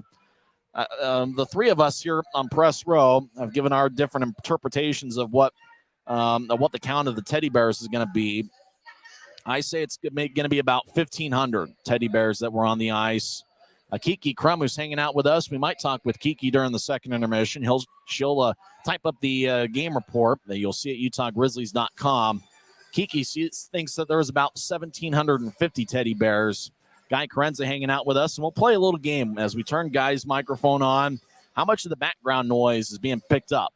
Make sure to vote how much of the crowd noise is picked up here on Guy's microphone. We'll slowly turn it on a little bit. We'll hear Mary Lou's in the background. Guy, how many teddy bears do you think we're throwing on the ice? Tyson, I'm going to go with the big one. I'm going to go with over 2,000. Guy's going with over 2,000 teddy bears that were on the ice. It was quite a delay, and that's usually a good thing because that means you had a great showing of teddy bears. There's big-time piles all around. Once they got the teddy bears into piles, There's quite a few piles, and then there were some garbage bags to put the teddy bears in. You're going with over 2,000. Kiki's got about 1,750, and I got 1,500 in terms of teddy bears. We'll see who ends up being right. We might end up finding that number after the game. And if we do find out what the number is, we'll make sure to include it into the game story that Kiki's going to write, and you'll see that at UtahGrizzlies.com. Well, guys, since you're here, we'll talk about the first period, and you'll also hear Mary Lou's in the background prominently. But I thought that first period, Kansas City, I thought was a really good play on their goal. And I think if you're the Grizzlies, you want to get back offensively to form. You're going to have to get those tip-ins, those redirections. They didn't get a lot of those in the Jacksonville series, but Jamison was able to redirect the Connor McDonald shot. Yeah, Tyson, you're right. It's those gritty goals, I like to call them, those unconventional goals. Things like tip-ins, deflections, guys in front of the net screening the goaltender. It's going to be those type of plays that get you into the offensive rhythm. You'd like it to be where, you shoot, you score, and it's just a really nice play, some movement, maybe a 2-on-1, an odd man rush, whatever you have it. But sometimes that's just what it comes down to, is a tip-in or a deflection. Seems like a goal's a goal. Seems like Kansas City over the last 5 years, I had the stat during the series in November, but it seemed like over the last 5 years, it was pretty even in terms of Grizzlies wins and Mavericks wins in the series between these two clubs. And really, I think it was a pretty evenly played first period here. Yeah, I agree with that. I was just about to chime in that. But, yeah, I think it was pretty evenly played. But I like the way the Grizzlies came out and played this game. They're getting outshot 11-7, but I think that's fine. I think that's okay for the Grizzlies because I like the way that they played. I think they played with a lot of energy. They're moving the puck, and they were getting sustained offensive pressure, which is something we didn't see a lot of when they went down to Jacksonville. So I think those are all good signs for the Grizzlies moving forward. I think the losses of Kyle Betts and Zach Sekos have hurt the Grizzlies in the face-off circle. They're both in the AHL, as Betts with Belleville and Sekos with the Colorado Eagles. First period, Kansas City out, in the face-off circle, won that 17-6. That's one of those areas where it seems like the Grizzlies are a little bit more 50-50, if not the Grizzlies having an edge on the face-off battle. I wonder if it was just kind of a rough period or if that's going to continue over the next two frames. Yeah, Tyson. Well, of course, losing those guys is going to hurt. Two guys that really do well in the face-off circle. But, to the Grizzlies' credit, Kansas City had more than almost 3 times as many face-off wins as the Grizzlies did, and yet we're still pretty even. Yeah. And usually face-offs are indicative of who has possession throughout the majority of the period. But I thought it was really evenly played. I thought each team had about equal amount of possession in that first period. And I love seeing James Shearer return. He's a good hockey player, and I think it's great to see him back because he makes a lot of smart decisions with the puck. Yeah, Tyson, he's really good at moving the puck. You just watch him. He just finds a way. He rarely turns the puck over. He finds a way to get outlet passes, get things through, and he's great at blocking shots. So I like James Shearer in his return. Grizzlies and Mavericks tied at 1. We'll talk with Guy later on in the first intermission, but let's go over some scores from around the league. Guy, next week, the Grizzlies will be in Boise to take on the Steelheads. Tonight, the Steelheads host the Red Hot Rapid City Rush, who are 13-11 this season, and Idaho, who's got a record of 19-3-0-1. 2 of those losses were to the hands of the Grizzlies in Idaho, but Idaho leads 1-0 after 1 period. Matt Register gets his 3rd goal of the season. Colton Keller and Ryan Domowski with the assist. Both teams had 13 shots in the period. But, Guy, you think about 5 games against Idaho over the next 2 weeks after Utah's 2-game series against Kansas City. And the Steelheads are off to about as good a run as I've ever seen them in the handful of years I've been watching them closely. Yeah, Tyson, the Steelheads are off and running, and they've got a pretty good lead built up in the Mountain Division. But, there's a lot of time. A lot of things can change. We've seen the Grizzlies lose guys and kind of falter a little bit. Same thing could happen to Idaho down the stretch. You just never know. But, the Idaho Steelheads look really good right now. And that's why I think these games against the Mavericks and the upcoming games against the Steelheads are so important. If the Grizzlies can get wins now and down the stretch against these divisional opponents, it's going to be huge. No score after 2 periods between Jacksonville and Tulsa. That game being played at BOK Center. Second intermission, Kalamazoo and Iowa are tied at 1. 16 minutes left in the third. Wichita leads Allen 3-0. Allen is in last place in the Mountain Division with a record of 7-13-1. 5 minutes left in the third. Fort Wayne leads Wheeling 6-3. Let's see if Neil Robinson played for Fort Wayne. He did. He's wearing number 94 for the Comets. No goals, no assists, but he is a +1. If you joined us late earlier this week, Neil Robinson was traded to the Fort Wayne Comets for Jordan Martell. Martell is making his Grizzlies debut tonight. Robinson wore number 27. Well, Martell just took over, and he's now wearing 27. 6'1", 185 pounds. He looked pretty impressive in the first period. A guy that's got a lot of potential. He was a good player, about a point-a-game guy in the Quebec Major Junior Hockey League. It's his first full season as a pro. He played in 2 games with Fort Wayne last season. And you think about the second pro game he had on April 16th of 2022, which was the final regular season game for Fort Wayne. He had 2 goals and 1 assist against Wheeling. So he certainly has some potential, and I'm excited to see what Jordan Martell is able to do this weekend. 4.5 minutes left in the third. Fort Wayne leads Wheeling 6-3. Games have gone final. Worcester defeats Newfoundland 8-3. Cincinnati over Indy 4-3. Orlando defeats the defending champion Florida Everblades 5-1. Maine over Adirondack 3-2. A game that was suspended in the second period. Savannah and South Carolina no score. So don't know what happened there. We'll have to check social media. Toledo defeats Jeff Carr's Norfolk Admirals 4-1, and Reading defeats the Trois Rivières Lions 4-2. But let's get back to Jordan Martell, a guy that does have a little bit of length. He's not, he's about 6'1" or 6'2". They listen about 185 pounds. He might be closer to 190, 195. He looks like a strong 195. And I think he's somebody that's got some potential, and I'm excited to see what he's able to bring to the table. Yeah, Tyson, he's looked awesome so far throughout this game. And you mentioned him being strong, and that's true, but I also think he's really agile and he's really quick. I mean, especially in that power play. He was moving around, he was moving the puck, and he was just – I really liked the way that he was moving around the ice and just contributing to that power play. And in his first game with the Grizzlies, so I think that's only a good things moving forward. We'll go over some NBA scores as well as the NFL and NHL, and we'll also have second period action when we come back.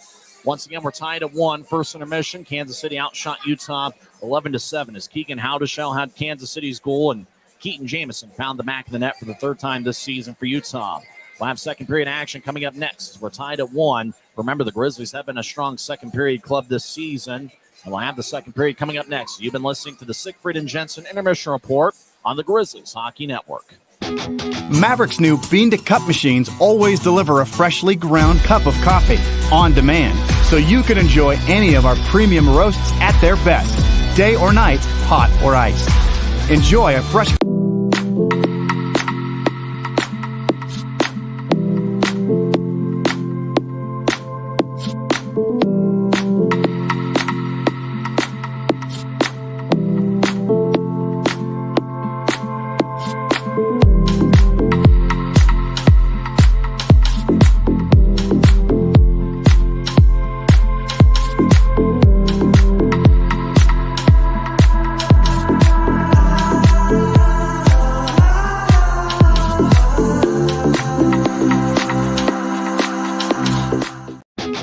Mavericks' new bean-to-cup machines always deliver a freshly ground cup of coffee on demand, so you can enjoy any of our premium roasts at their best, day or night, hot or iced. Enjoy a fresh cup today. Welcome back to Maverik Center as we got the mistletoe cam here at Maverik Center, as that's our version of the kiss cam here as we're near Christmas. I haven't done any Christmas shopping yet. I did get my brother a jacket. I'm concerned, though, because I thought that he was a large, but it turned out he's a medium. So I'm going to have to ask him if the jacket fits, and then I'm done Christmas shopping for him. If not, I'm going to have to see if I can find him a medium or whatever. 3 NFL games. Looks like the Cleveland Browns defeated Baltimore 13-3 as Cleveland goes to 6-8 on the season. Baltimore falls to 9-5. Former Utah quarterback Tyler Huntley got the start, and he got the loss for Baltimore as Deshaun Watson started for Cleveland. Guy was hoping for a big game for Nick Chubb as he's got him in his fantasy team as it's about fantasy football playoff time. I don't think Nick Chubb came through for Guy Carenza, unfortunately. How about the craziest game I've seen in quite a while? The Indianapolis Colts had a 33-0 lead over the Minnesota Vikings at halftime. Minnesota came all the way back, tied up the game. It went to overtime, tied at 36. And then in overtime with 3 seconds left, Minnesota kicked a game-winning field goal as they defeat Indianapolis 39-36. A game going on right now, 13 minutes left in the third quarter. Buffalo leads Miami 21-13. The Bills are 10-3 on the season, while the Dolphins are 8-5. A busy night of NHL action here on a Saturday evening. Let's see what the local college basketball teams are doing. Craig Handy, who used to work here, said the BYU defeated Utah in basketball, and they did. 75-66 BYU over Utah as BYU goes to 8-5 this season. Utah falls to 9-3. And college football, some bowl action. 13 minutes left in the fourth quarter. How about this? BYU leads SMU 24-10. That's a little bit of a surprise. They've got that game DVR. BYU's up by 2 touchdowns early in the fourth quarter. In the Celebration Bowl, Deion Sanders' Jackson State team fell to NC Central 41-34. Deion Sanders will now center his focus to being the head coach of the Colorado Buffaloes in the Pac-12. In the Fenway Bowl, Louisville defeats Cincinnati 24-7. In the LA Bowl, Fresno State defeats Washington State 29-6. In the Las Vegas Bowl, Oregon State defeats Florida 30-3. In the Lending Tree Bowl, Southern Miss defeats Rice 38-24. And in the FCS semifinal game, South Dakota State, both of them are SDSU. South Dakota State defeated Montana Tech 39-18. That means it's a battle of the Dakotas. North Dakota State against South Dakota State for the FCS championship. Those are your scores from around the world of sports. Let's get to some NHL scores, though. Games that have gone final. How about the Boston Bruins? Former Grizzlies player Jim Montgomery, he was a member of the Grizzlies back in the AHL era. Boston has been unbelievable this season, and it continues today as they defeat Columbus 4-2. Boston is now 24-4-2 on the season as the Bruins have been outstanding. Ottawa defeats Detroit 6-3. Ducks over the Oilers 4-3. Lightning defeat the Canadiens 5-1. Rangers over the Flyers 6-3. Capitals defeat the Maple Leafs 5-2. In overtime, Hurricanes defeat the Stars 5-4. Panthers over the Devils 4-2. Just starting out, Jets are at the Vancouver Canucks, and starting at 8:30, San Jose is at LA. Looks like both teams have hit the ice. We got a minute and a half till the start of the second period. Remember, the second periods have been the best for the Grizzlies, and that actually continued into the Jacksonville series. Grizzlies' best period last week in the 3-game set against Jacksonville was the second period, and we'll see if that continues here tonight. Kansas City's best period this season has been the first, as the Mavericks in the first period this season have a +9 goal differential. For the Grizzlies, it's been the second periods that have been their best. In fact, the Grizzlies have outscored the opposition 25-19 in the second period. So it's going to be interesting to see what's going to happen here in the next 20 minutes, as it feels like we're at a deadlock right now, tied at 1. Kansas City has outshot Utah 11-7. But the Grizzlies have been strong in second periods, whereas Kansas City's best frame has been the first. A couple fans chugging a beer over there on the video board here at center ice, having a lot of fun. I'm here with Guy Carenza, and we'll talk with Guy here as, hey, this second period, the Grizzlies have had the edge this season, +6 in the goal margin. What do the Grizzlies need to do to have a successful second period? Tyson, they need to find a way to, 1, start winning more face-offs against the Mavericks, and 2, keep that offensive zone pressure going. I like what they did in the first period. There's a lot to build upon it. Keep the pressure going and get some shots on goal. That's Guy Carenza. We'll talk with him during the second intermission, as the Grizzlies are going to be skating from left to right. As we see it from high atop section 114, Kansas City will be skating from right to left. As 20 minutes are on the stadium scoreboard clock, Jordan Martell is going to be on the right wing. Tyler Penner will take the face-off. He's got Taryn Pfizer to his left. The defensive pairing of James Shearer and Connor McDonald. That's right, Shearer back for the first time since he suffered an injury on October 28th in Idaho. Loren Ullette will take the face-off for Kansas City. He's been a Maverick for quite a while. As waiting for the linesman to drop the puck. Penner and Ullette.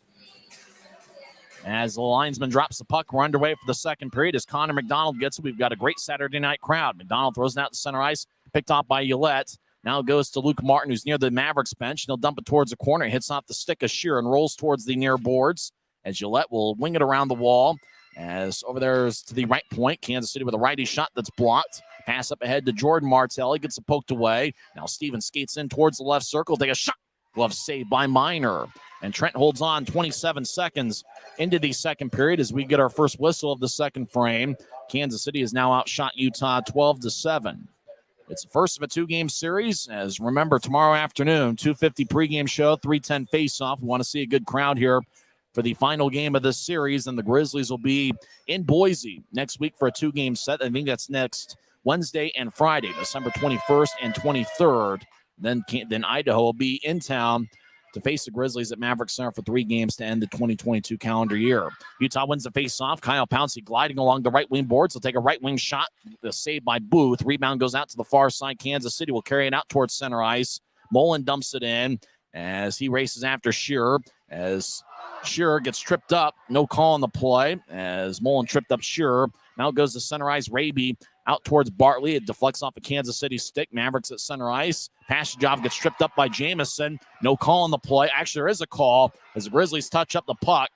And a little bit pushing after the whistle. We got a fight as Tristan Mullen and Keaton Jamison fight. Jamison swings and misses. Mullen connects on 2 rights. Now Mullen connects on another right. Now Shearer drags down, or make that Jamison drags down Tristan Mullen. As a fight in the Grizzlies zone, Jamison tripped up Mullen and looked like Mullen took offense. So Keaton Jamison, sporting a mustache, will go to the Rogers and Russell Legal Solutions holding cell. Tristan Mullen goes in the box for Kansas City. Looked like Mullen was able to connect on a couple rights, whereas looked like Jamison kind of swung and missed and got off balance a little bit. But then it was Jamison that dragged down Tristan Mullen at the end. It wasn't Mullen that he tripped, it was Pastajov, and Mullen took offense to Jamison tripping up Pastajov, and both guys decided to drop the gloves, and the linesman backed out and said, "You guys have it." As they show the fight on the video board, yeah, Mullen got in 2 really strong rights, and then Jamison was able to recover at the end. As now the referee talking with team leaders on both teams, Connor McDonald of the Grizzlies and Loren Ouellette of Kansas City. It was a quick fight, and Jamison held his own pretty strong as we're tied at 1. With 18:59 left in the first. But remember, Kansas City will be on the power play because Jamison did get the tripping penalty as he tripped a Pastajov. And it looked like kind of a routine trip, but it wasn't a stick trip. It was more of a knee trip. And that's what I think Tristan Mullen took offense to. If it was one of those where, Jamison just took a stick and tripped a Pastajov, I don't think he would have jumped in there. But because it was a knee, that's why Mullen ended up jumping in and trying to fight Jamison. And both guys eventually dropped the gloves 101 into the second period. So Kansas City is going to be on the power play for the second time tonight. Both teams are 0 for 1 on the power play so far. Grizzlies win the faceoff and dive to clear it out to center ice. It bounced off of McKenna.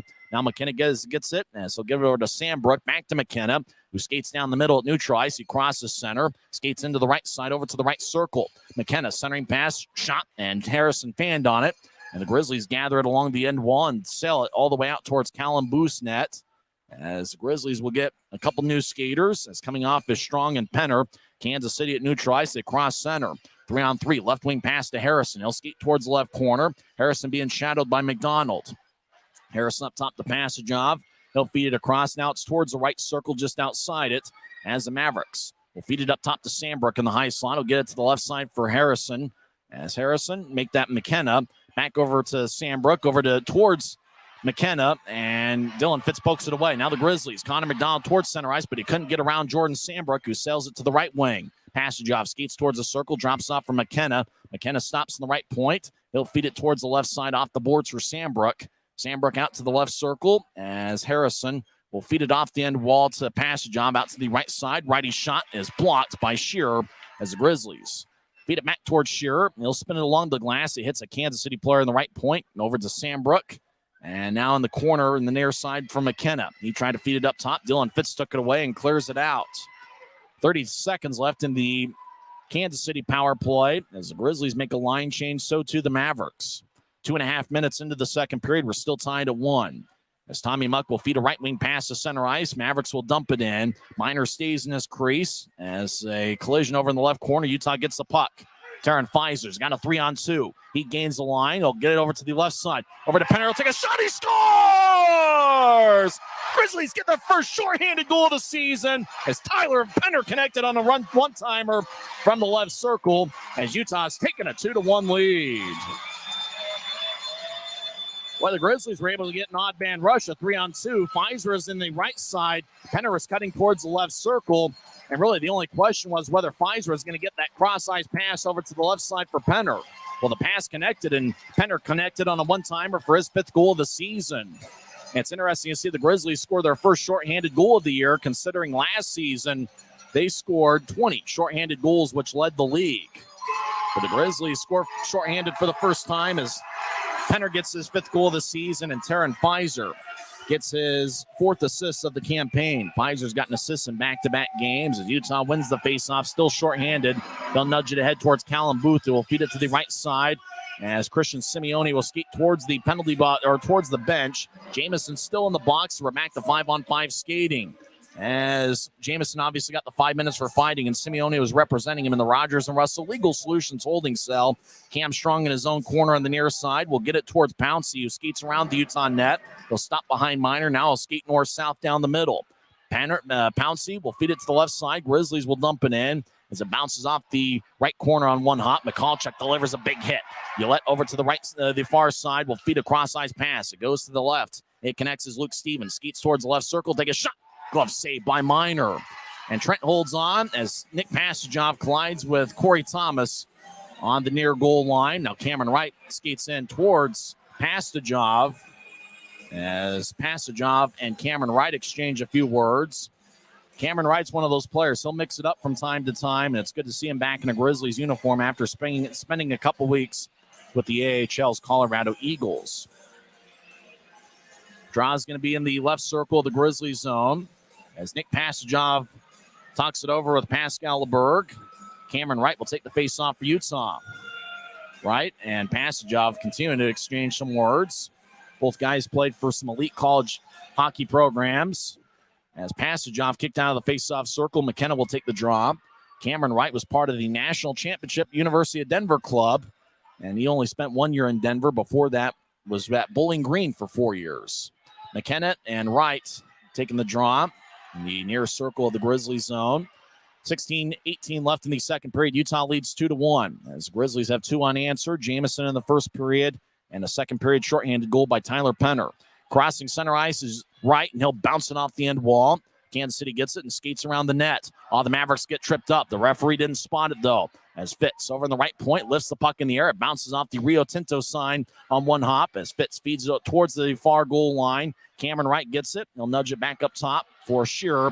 Now Aaron Tho, right side, takes a shot, and it gets blocked. Well, we got some action towards the far side. I think a penalty's been called, and it's going to be on the Grizzlies as Cameron Wright have been pretty physical in this shift, and it looks like he's picked up a penalty as he's going to go to the Rogers and Russell Legal Solutions holding cell. And the linesman pointing to the penalty box there. You're going this way, pal. And Wright's going to sit for 2 minutes as he joins Keaton Jamison in the box. Remember, Jamison's still in there serving his fighting major. Tristan Mullen is still in the Kansas City penalty box. Draw is going to be in the Grizzlies zone. Mavericks are 0 for 2 on the power play tonight. It's their 3rd power play of the game. Time of Wright's penalty, 4:12 in. Roughing is the call, and he'll be in there for 2 minutes. Draws on the right side. Tyler Penner will take it for Utah. And Penner wins the faceoff. James Shearer clears it out as it goes over the head of Tommy Muck. Callum Booth will skate all the way towards the far side. For whatever reason, I want to call him Callum Fryer. I'm not sure. I think that's a different player in this league. As Kansas City skates down the middle, Tommy Muck will feed it to the far side. Mavericks at neutralize get it. Pascal LeBerg will skate back to his own zone. He gets checked by Penner. Penner feeds it towards the middle. His pass is wide of the mark as he was trying to hit Cam Strong. Now Howdeshell crosses center ice. He'll enter the zone with momentum. He'll dump it into the left corner as he battles with McDonald. As Kansas City, Luke Stevens tried to feed the middle. Grizzlies poke it back to the left point. Muck gets it across as Kansas City gets it back towards Muck. I was skating the other way, extended the stick out towards Stevens along the near wall. He'll spin it along the boards. As Kansas City gets it back to the right point, Tommy Muck skates over there and accepts it. He'll skate towards his left. He'll feed it to the right side. Mavericks with a righty shot on it, bounced off a Minor and goes to the left corner. Stevens rolls it around the boards. LeBerg cuts it off on the right point. He gets it. He'll feed it towards the middle. Now up top for Muck. He'll get it to the left side for Stevens. He'll take a lefty shot. Anna got blocked by McDonald, and Sales stays in play as it bounces in the right corner on the far side. Now up top to Muck. As there's 50 seconds left in the power play and counting, Kansas City gets it back to Muck. He'll feed it to the right side as the Mavericks. LeBerg will get it across to Luke Stevens, who's 6'5" and 207 pounds. Now to Muck. Over to the right side. Kansas City righty shot. Glove saved by Minor. Good stop by Trent, who's really settled in after allowing the one halfway through the first period. Both teams will make a line change. 34 seconds left in the Kansas City power play. They are 0 for 2 on the man advantage. It's their 3rd power play of the game. Draw's going to be in the far circle. Grizzlies in the ugly sweaters. However, the ugly sweaters actually look pretty nice. They'll wear them tonight. They'll probably wear them tomorrow, and they'll be auctioned off in the Dash auction app. You can get the game-worn jerseys. Grizzlies win the draw 2-on-2. They enter the zone. Pfizer speed skates towards the right side, take a shot, and he scores! He bounced it off of Callum Booth as Taryn Pfizer gets his 8th of the season. That's the Grizzlies' second shorthanded goal of the second period as Utah's taken a 3-1 lead. He had a feeling Taryn Pfizer is going to find the back of the net as he flew 2-on-2 into the right circle, took a shot, and it bounced off of Callum Booth. And before Booth was able to recover, it trickled past the goal line. How about that? The Grizzlies in the first 21 games this season had 0 shorthanded goals after leading the league last year. And so far tonight, 2 shorthanded goals. It's an unassisted tally as Taryn Pfizer gets his 8th goal of the season. Time of goal, 5:48 in. Grizzlies are still shorthanded as the faceoff won by Utah. Dylan Fitz will dump it in. I got a rule proposal during the second intermission. We'll talk with Guy Carenza about my idea about shorthanded goals. As Kansas City skates back into the offensive zone, they feed it towards Passagov. He gets hit from behind by Pfizer as Passagov now on one knee gets back to his feet. As out of the penalty box right now is Cameron Wright. Grizzlies with 2 shorthanded goals. They lead 3-1. As both shorthanded goals came in the second period as Pfizer down behind the Grizzlies net. As he's on 2 knees, puck is near him, so everybody hacking away. Pfizer trying to get back to his feet, pouncing in the area. Bartley delivers a hit, and he takes the puck. As Bartley will feed it off the near wall, taken by Konepke, as he'll throw it back to the right corner. As he threw a cross-ice pass, big-time hit as Bartley was shaken up a little bit, but he keeps his feet. Kansas City on the right side, fakes a shot. They feed it towards the middle. Mavericks looking to throw a shot, and looks like Luke Morgan fanned on it. Grizzlies will ice the puck as the whistle blows with 13:09 left in the second period. It's the Grizzlies 3 and the Mavericks 1. 3 unanswered by Utah's Kansas City scored 10-12 into the first period. Keegan Howdeshell's 5th of the year. Keaton Jamison tied up the game 15-26 into the first. He's the Teddy Bear Toss goal scorer. Grizzlies took a 2-1 lead as Tyler Penner scored 2:52 in. And then 5:48 in, Taryn Pfizer with the second shorthanded goal of the second period. And he scored unassisted, 5:48 in. Draw on the left circle is taken by Utah. Grizzlies towards the net, and it trickles towards the far side. Dylan Fitz will feed it across as Pfizer will bounce it off a Maverick. It goes off the far wall, still in the Grizzlies zone. Bartley tries to outlet it, and he does to center ice where Kansas City recovers. And they'll dump it around the boards. Luke Stevens over in the corner. He gets hit by Pouncey. Kansas City feeds it back up top for Konepke. He gets poked away by Cameron Wright as it goes towards center ice. Driving it back in as Calvis on to Minor. Minor will keep the puck alive as Kansas City makes a line change. Outlet pass to the Kansas City blue line, taken by Michalchuk. I bobbled the puck at the blue line, and offside is called with 12:35 left in the second period. Grizzlies with 2 shorthanded goals in the first segment of play as Tyler Penner and Taryn Pfizer found the back of the net. It's the Grizzlies 3 and the Mavericks 1.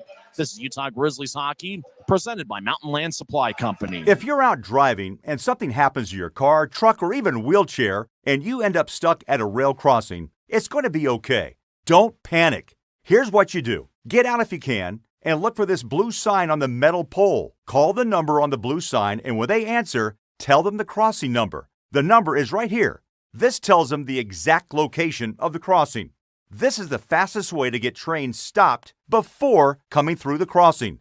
Look for the blue. It helps you. I live for my next goal. Whether it's another pick six or another step forward in life, I wouldn't be who I am without the drive to reach it. And I wouldn't be where I am without my team. Everyone on and off the field who supports me and believes in my dreams as much as I do. Whatever your goals are, surround yourself with people who are going to help you reach toward them. Like my friends at America First, and see where life takes you. It's the Grizzlies 3 and the Mavericks 1 as Utah scored 2 shorthanded goals here in the second period. They're tied at 1 after 1 period, but Tyler Penner and Taryn Pfizer with shorthanded goals 3 minutes apart as the Grizzlies and this great crowd here on a Saturday night lead 3-1. Puck at neutral ice. Grizzlies get it. McCallchuck in his home debut drives it in. He's out there with Aaron Tho, Johnny Walker, Dakota Raby, and to the left point, Corey Thomas with a shot that goes wide. Puck glides along the near boards into the Grizzlies zone. Aaron Tho with good speed gets the puck. He'll skate around Trent Miner's net. He'll drop it back off for Thomas. Corey will feed it to the near side for McCallchuck. Up ahead to Walker. Back to McCallchuck, who crosses center ice and dumps into the right corner. McCallchuck gets hit by Josh Helms. Now Walker delivers a hit along the end wall of Kansas City's zone. Mavericks get the puck. They'll feed it to the left side towards Elms. He'll fire it from neutral ice to Trent Miner, who gloves it and holds on as the whistle blows with 11 minutes and 55 seconds left here in the second period. I'm Tyson Whiting, hanging out high atop section 114 with Guy Carenza. We got Kiki Crum here. She's going to type up the post-game report. And hopefully we'll get a number of how many teddy bears that were thrown on the ice, because we got a side bet here. I think there was about 1,500 or so. I think Kiki's got about 1,750, and Guy's got over 2,000 teddy bears that were thrown on the ice. It was certainly a big number, a lot bigger than last season's number of about 620. As thanks to all the Grizzlies fans for bringing teddy bears to throw on the ice, those bears would go to local charities. Kansas City wins the draw, but it goes between the defensemen all the way back deep into the Kansas City zone. As the Mavericks skate from right to left here in the second period, pass ahead to Jordan Sambrook. The Grizzlies' success in the second period continues on this season, as they have now outscored the opposition 27-19 in the second periods. Mavericks still in their own zone. Pass up to neutral ice is deflected off the stick of passage. Java regathers it, and he'll throw it into the Grizzlies zone, where it's taken by Connor McDonald to Utah. He'll go D to D with Shearer. Back to McDonald. Connor skates slowly into neutral ice. He'll feed a blue line to blue line pass. It goes past Simeone as Tommy Muck back at his end wall. As he gets the puck, as he'll skate along the far side. Now he'll reverse back towards the near side. He'll feed a left wing pass to McKenna. Cross ice to pass Java. Glanced off his stick and goes back to Cam Strong. He'll feed it to Shearer, who's deep in the Grizzlies zone. He'll station himself behind Trent Miner. As Shearer quarterbacks this play, Grizzlies get a new set of forwards on the ice. As Keaton Jamison out there, he's had a big game. Out ahead to Dakota Raby. Jamison's actually an assist away from a Gordie Howe hat trick. As Cameron Wright, center ice, will dump it in. Raby chases after it as he collides in the corner with Theo Calvis on the near side. Kansas City will nudge it ahead. Now they'll drive it out to center ice. Mavericks will skate into the zone as Luke Morgan stops in the corner. He feeds it up top, but it goes past Jordan Sambrook and into the Mavericks zone. Theo Calvis will gather it as he'll feed it back towards Nate Konepke. He'll get it to center ice. Morgan gets it. He'll drive it across Kansas City, pokes it into the corner as the Mavericks in the offensive end will lift the puck into the air as it bounces in the right point. Mavericks. Josh Helm spins it around the wall. Victor Bartley lets it go to the near side as Kansas City. Pascal LeBerg is one of their best forwards. He skates towards the corner as he just kind of dances around the area as he's being shadowed by Kyle Pouncey. He'll drive it back as the Mavericks get it back towards LeBerg from Howdeshell, who's got the goal for Kansas City tonight. Bartley will feed it to the far side. And it looked like it was trying to get redirected by Cameron Wright. Wright having some words with Josh Helms as icing is called as the whistle blows with 9:49 left in the second. Now we'll see if anything comes of Cameron Wright and Josh Helms mixing some words in. Cameron Wright's been very physical here in the second period, and he certainly makes his impact felt. As Keaton Jamison talking it up, Jamison's already been in one fight tonight.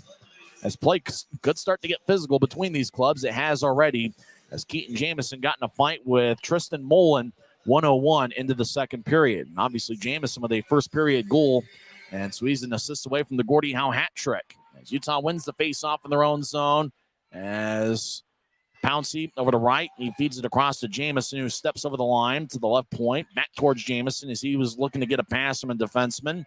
And that was Victor Bartley. Bartley comes off the ice as Kansas City at neutral ice, will bouncing off a Grizzly. Now the Mavericks, before they cross center, they'll just skate across east-west out towards Mullen. He bounces it off the glass along the near side. Thomas will nudge it ahead. Now across to Taryn Pfizer, over skated the puck. Taken by McKenna, who drives it in from neutral ice behind the Grizzlies' net.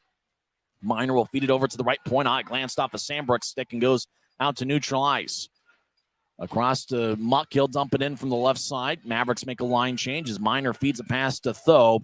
Tho with an outlet to center ice to right. It bounces off of his stick. Penner gets it. Tyler's been good tonight. He skates towards the right corner. Got blasted by Yolette. Penner skates in front of the Kansas City net. Now Penner delivers a hit. Tommy Muck in the right corner has the puck as it bounces to the right point. Jordan Martell in his Grizzlies debut. He was acquired in a trade with Fort Wayne earlier this week for Neil Robinson. Penner over to Tho. It goes past him and out to neutral ice. Grizzlies will reset. Thomas feeds it back to Taryn Pfizer. Pfizer will get it ahead towards Penner. Penner dumps it in. Martell, wearing number 27, chases after it. He avoids a check of Sandbrook, but overskated the puck in the right corner. Sandbrook will throw it ahead to Luke Stevens. Stevens fanned on the pass as he gets hit by Penner. Martell tried to dump it in, but Muck took it away. As he'll feed it back towards Nate Konepke. Grizzlies make a line change. Good shift by Penner and Martell. As Cam Strong on the ice now. Mavericks up ahead. Look to center ice. Puck lifts over the stick of Violet and flies out of play into section 112. As the draw is going to be back to neutral ice. As a fan in the front row comes away with a game puck.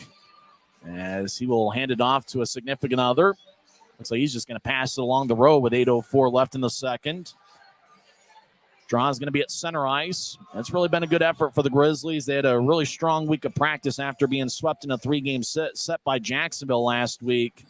And they're obviously wanting to turn some things around. Getting Taryn Pfizer and Cameron Wright back is big, and getting McCallchuck back after a 2-game suspension is certainly big as well. Grizzlies get it. Johnny Walker bouncing off the near glass, taken by Kansas City, who retreats back to their own zone. As Harrison will nudge it ahead, not deflects out of play into the Grizzlies bench, where it looks like Victor Bartley's got it, and he'll hand it back to the linesman and keep the puck in play as the draw is going to be in the Kansas City zone. 7:51 left in the second. Hey, if you're going to the Grizzlies game tomorrow, or if you're at the Grizzlies game tonight, go to the Grizzlies team store, which is open every game night. Opens 1 hour before face-off. You can get all your favorite Christmas gear, T-shirts, hoodies. I know I got a really good sweatshirt a couple weeks ago from the Grizzlies team store. Make sure to head on there if you go to the Grizzlies game. As Jeff Vernier and company have a lot of great stuff there. As Kansas City wins the draw, they'll dump it into the offensive zone. Right wing shot deflects off the stick of Shearer. As Konepke will feed it towards Harrison. Now another Maverick gets it, and they'll get it across Hugo Waugh up to the right point as the Mavericks will bounce it off of Simeone, and he'll hit it off of Maverick. It goes deeper into the Grizzlies zone to the right corner. As Kansas City fires a right wing pass towards the middle. Utah pokes it away. Now another Maverick gets it. High slot. Shot goes wide. Now the Mavericks feed it towards LeBerg, but the pass goes wide of the mark and all the way down deep into the Kansas City zone. Callum Booth will cut it off just in front of the crease as Utah makes a line change. A little bit more than 7 minutes left in the second period. Utah leads 3-1. This Grizzlies scored 3 unanswered. As Passage-off crosses center ice, gets around his college teammate Raby. Now the Mavericks left circle. Shot and save now for a wraparound as Passage-off has scored. Nick Passage-off skated around the Grizzlies net and just kind of snuck it past Trent Miner's ankle as the Mavericks get on the board. And Nick Passage-off gets his 9th goal of the season. He's a quick one, and he can score in a hurry. And Nick Passage-off has cut into the Grizzlies' lead. It's Utah 3 and Kansas City 2. Mullen skated towards the left circle, took a shot, and Miner made a save in the butterfly position. And then Passage-off got the rebound, skated around the net, and it didn't look like it was the first look. It was maybe the second bounce off of Trent Miner that ended up trickling past him, past the goal line, and into the back of the net. Mavericks have outshot the Grizzlies 19-10, but Utah still has a 3-2 lead. As Kansas City ices the puck as the whistle blows with 6:48 left. Passage-off scored 13:05 in with Tristan Mullen and Theo Calvis getting the assists. Mullen gets his 8th assist of the season. Calvis his 3rd assist, and Passage-off picked up his 9th goal of the season. Cameron Wright communicating with Jamison. Jamison will take the face-off. Wright will be to his left, and Raby to his right. Defensive pairing of James Shearer and Connor McDonald. Great to have James Shearer back after he got hurt in the 3rd game of the season. As Kansas City will lift it out towards center ice. McDonald delivers a hit, and he skates back into the Grizzlies zone to retreat the puck. He'll feed it out to neutral ice. Now they drop it back off for Shearer in the Grizzlies zone. He'll feed it across to McDonald. Connor with an outlet pass to center ice. It bounced off the Howdeshell and rolls back to Jordan Sambrook. Sambrook will bounce it off the far boards, taken back by Shearer in Grizzlies territory. Shearer backpedals into the Grizzlies zone. Now feed it across to McDonald. Connor dishes out towards the Grizzlies bench for Jamison, who enters. Jamison skates towards the left circle, take a shot, and it goes wide.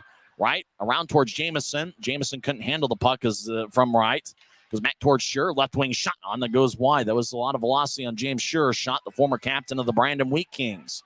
Now Raby on the right side near the corner. Raby centering pass to Shearer. Arm is raised by the referee. And the penalty is going to be on the Mavericks. Good effort by the Grizzlies drawing a penalty. And we might have one from both teams. Looks like cross-check's going to be the call. And it's going to be the Mavericks going to the penalty boxes. Utah goes on the power play for the 2nd time tonight when we come back. 5:57 left in the second as Utah leads 3-2 as Nick Passajoff cut into the Grizzlies' advantage with his 9th goal of the season. This is Utah Grizzlies hockey presented by Mountain Land Supply Company. If you're out driving and something happens to your car, truck, or even wheelchair, and you end up stuck at a rail crossing, it's going to be okay. Don't panic. Here's what you do. Get out if you can and look for this blue sign on the metal pole. Call the number on the blue sign, and when they answer, tell them the crossing number. The number is right here. This tells them the exact location of the crossing. This is the fastest way to get trains stopped before coming through the crossing. Look for the blue. It helps you. I live for my next goal. Whether it's another pick six or another step forward in life, I wouldn't be who I am without the drive to reach it. And I wouldn't be where I am without my team. Everyone on and off the field who supports me and believes in my dreams as much as I do. Whatever your goals are, surround yourself with people who are going to help you reach toward them. Like my friends at America First, and see where life takes you.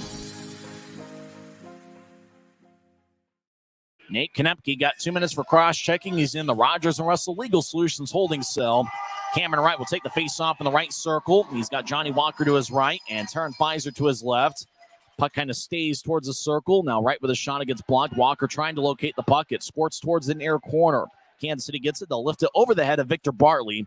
And deep into the Grizzlies zone as Trent Miner will skate towards the near corner to cut it off as he'll give it to Victor Bartley behind Utah's net. Bartley skates around Miner's net. He'll start the attack from left to right as Bartley at neutralize. We'll throw it across to Cam Wright. Right cross to the center ice red line. He gets poked away. Pfizer will skate in to the right side. He enters the zone. Pfizer skates towards the corner. He gets held up by Konepke. I thought Sandberg was in the box, but Konepke's out there on the ice. Puck ends up squirting to the right side and past Victor Bartley deep into the Utah zone. It is Sandberg in the box, and Konepke's on the ice right now as Bartley will throw it to the left side. Grizzlies get it. Skate into the zone is Jordan Martell. He'll drop it back off for Walker. Leads the Grizzlies with 5 power play goals this season. Right wing Pfizer with a shot. It's blocked by Wright, his teammate. Now Pfizer gets it back. He'll feed it up top to Bartley. Bartley, the former NHLer. Over to Pfizer on the right side. He'll get it across and over towards Martell. Take a shot and it goes wide. Pfizer gets the rebound on the right side. I tried to throw it up top to Bartley, but Bartley was skating towards the right side, and Pfizer thought he was going to end up in the slot. Both teams make a line change as Miner gets the puck, as Kansas City is shorthanded for the next 35 seconds. They cross center ice. Though we'll get it to Raby. Raby skates in on side. Raby along the left side skates towards the corner. Now Raby around the net as he's on the right side. He gets it poked away, but Raby gets it back. Now he's double teamed in the corner. Skating back over there is Utah. Now they feed it to the left side for Tho. He'll take a lefty shot on. He got blocked. On, he scores! Somehow the puck ended up in the back of the net after Aaron Tho fired towards the net. 2 shorthanded goals and now a power play tally as Aaron Tho gets his first in a Grizzlies uniform. He kind of had one of those shrugs like, I don't know how it happened. But Utah is now taking a 4-2 lead. As Aaron Tho was skating towards the bench, he kind of had one of those Michael Jordan NBA Finals shrugs, like, I don't know how that happened. As there was some action out in front, and Tho just kind of bounced it into traffic. As it was over to the right side, Tho got the puck. And you know what happened? It bounced off the booth, and then it hit off a Kansas City defenseman who deflected it into the back of the net. Tho's going to get credited for the goals. He was the last Grizzly to touch it. It was a fortuitous bounce from the Grizzlies as it bounced off the Kansas City goaltender and then bounced off the Maverick and then glided into the back of the net. Kansas City gets the puck as they'll dump it in as we're back to 5-on-5 skating as Utah with a power play goal scored by Aaron Tho with Johnny Walker getting the assist. Grizzlies around Trent Miner's net. Near wing pass to Dylan Fitz, who will lift it out to center ice. It's gathered by Tommy Muckle. Feed it ahead to Howdeshell. Howdeshell will skate towards the bench area. Now at center ice. Tried to dump it in, but didn't get much on it. Grizzlies get it over to McDonald in the near side. Outlet pass to center ice looking for Simeone. It bounced off a Maverick. No icing as Tommy Muck will skate back to his own zone. Get the puck as he's being chased by Cam Strong. Now Mavericks across off the boards to center ice. Kansas City will skate back in as dumping it in is Luke Morgan. We played Luke Martin last week as the Mavericks out towards the left side. Lefty shot saved by Miner. That was taken by Konepke as puck ends up gliding towards the far corner. Grizzlies couldn't clear it out. Konepke, high slot, shot, saved by Miner. Trenton holds on with 3:13 left in the second period. Kansas City's outshot Utah 20-11, but 4 of the Utah 11 shots have found the back of the net. 2 shorthanded goals and now a power play tally by Aaron Tho, who gets his first in a Grizzlies uniform and second goal overall.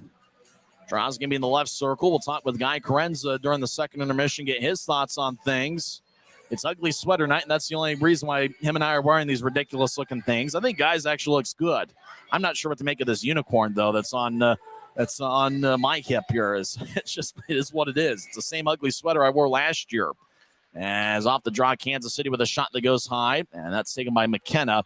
Now the Mavericks trying to feed it to Passajob out in front, and the Grizzlies will bounce it off the near boards. It goes to center ice. Kansas City regathers it, and they'll feed it out to the right side as Utah trying to end a 3-game losing streak. Mavericks tried to throw it to the middle. It glanced off the skate. Now the Mavericks spin it along the boards as Konepke being battled by Penner, or make that Pouncey. Pouncey tries to clear it out, and it goes to center ice. Raby delivers a hit, 2-on-2.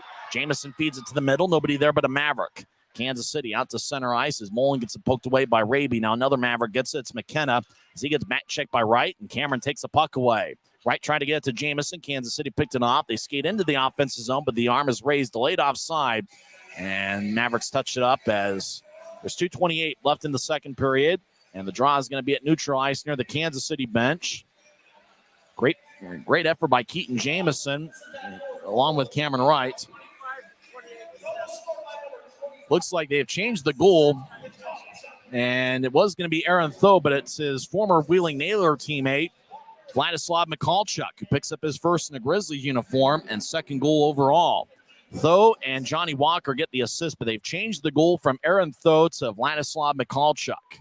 Mikalchuk in his home debut after playing one game on the road trip against Jacksonville. As he's played 3 games. He played 3 games on the road trip, both games in the Idaho series. Puck in the Kansas City zone. As Mavericks locate the puck, as Ryan Harrison will skeet to neutral ice. He'll throw it towards his right. Now across to the left side for Josh Helms, who will sail it around the boards from neutral ice. Grizzlies in their own zone as Taryn Pfizer gets back check, and on 2 knees, he throws it out to center ice. Pfizer's about as talented as you'll see in this league as Kansas City dumps it in. Miner cuts it off behind his net. He'll feed it to McDonald in the left corner. Over to Tyler Penner, who's been outstanding tonight. Penner scored a shorthanded goal earlier in the second period. Up ahead to Taryn Pfizer, also got a shorthanded goal in the second period. He skates in, he gets nudged from behind, and the arm is raised by the referee. Delayed penalty. Cam Strong along the end wall. He skates around the Kansas City net. Strong overskates the puck. Tommy Mutt touches it up. And with 1:32 left in the second period, the Grizzlies are going to go back on the power play as Taryn Pfizer is skating along the left side, and a Kansas City player just kind of pulled his shoulder and got him out of position to where he couldn't get a shot off. And it's 2 minutes for holding. As going to the Rogers and Russell Legal Solutions holding cell is Big Mark McNulty. McNulty is 6'7" and 209 pounds. Have you or someone you know been charged with a DUI? Rogers and Russell is Utah's DUI defense team. Make sure to get the best and call Utah's best DUI defense team, Rogers and Russell. Kansas City wins the face-off, and they'll sell it all the way out towards Trent Miner as Victor Bartley is out there, along with Cameron Wright, Taryn Pfizer, Jordan Martell, and Johnny Walker. As Bartley will throw it to Wright. Now back to Pfizer. Taryn skates down the middle, crosses center ice. He'll feed it to the left side for Martell, dumps it in. Pfizer chasing after it, so is Walker. Puck glides towards the near side. Kansas City gets it, and they'll throw it past Cameron Wright deep into the Grizzlies zone. 1 minute left in the second period. Utah leads 4-2. The score was tied at 1 after 1 period. The Grizzlies have dominated here in the second, outscoring the Mavericks 3-1. Martell enters the zone from the left side. He'll stop along the boards just before he got to the corner. He'll feed it back up top. Now to Bartley. Bartley in the high slot. He'll throw it to the left circle for Martell. Take a righty shot. Saved by Booth, and it goes to the left corner. Martell gets it. He'll feed it to Wright. Now up top for Bartley. Victor over to Raby. He's in the right side. Raby surveys. He'll take a lefty shot. Saved by Booth. And the rebound goes to Kansas City, who clears it out along the near wing boards. Miner cuts it off behind his net as both teams make a line change. 25 seconds and counting left in the second period. As taken it as Utah. As Aaron Tho crosses center ice. He had thought he had scored, but they had changed the goal to Mikalchuk. Now skating towards Raby. Raby enters the zone just outside the left circle. He gets it poked away. Kansas City clears it out, and that should do it for the second period. 6 seconds left as the Grizzlies behind the net get the puck, and it's James Shearer. And they'll watch the time run out, and a successful second period for the Grizzlies concludes as Utah scored 2 shorthanded goals. Tyler Penner and Taryn Pfizer each found the back of the net about 3 minutes apart. Then the Grizzlies got a power play goal. Originally, it was thought to be Aaron Tho, but they changed it, did the off-ice officials.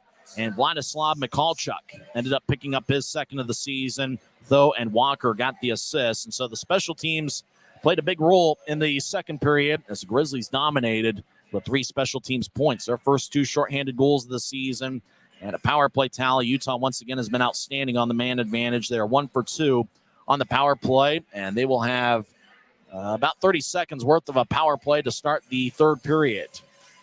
It's the Grizzlies 4 and the Mavericks 2 as both teams head to the locker room. Grizzlies in their ugly sweaters looked outstanding in the second. They are now a +9 in the goal differential in the second periods this season. We'll recap the first 2 periods, and we'll also talk with Guy Karenza and give you some scores from around the world of sports. Siegfried and Jensen Intermission Report will get underway in a couple minutes as Utah leads Kansas City 4-2 on the Grizzlies Hockey Network. When you pay with the Nitro card at Maverik, you always save 10 cents or more on fuel every gallon, every day. And you could save a whole lot more thanks to Nitro Best Price. Pick up a Nitro card and upgrade your Adventure Club account today.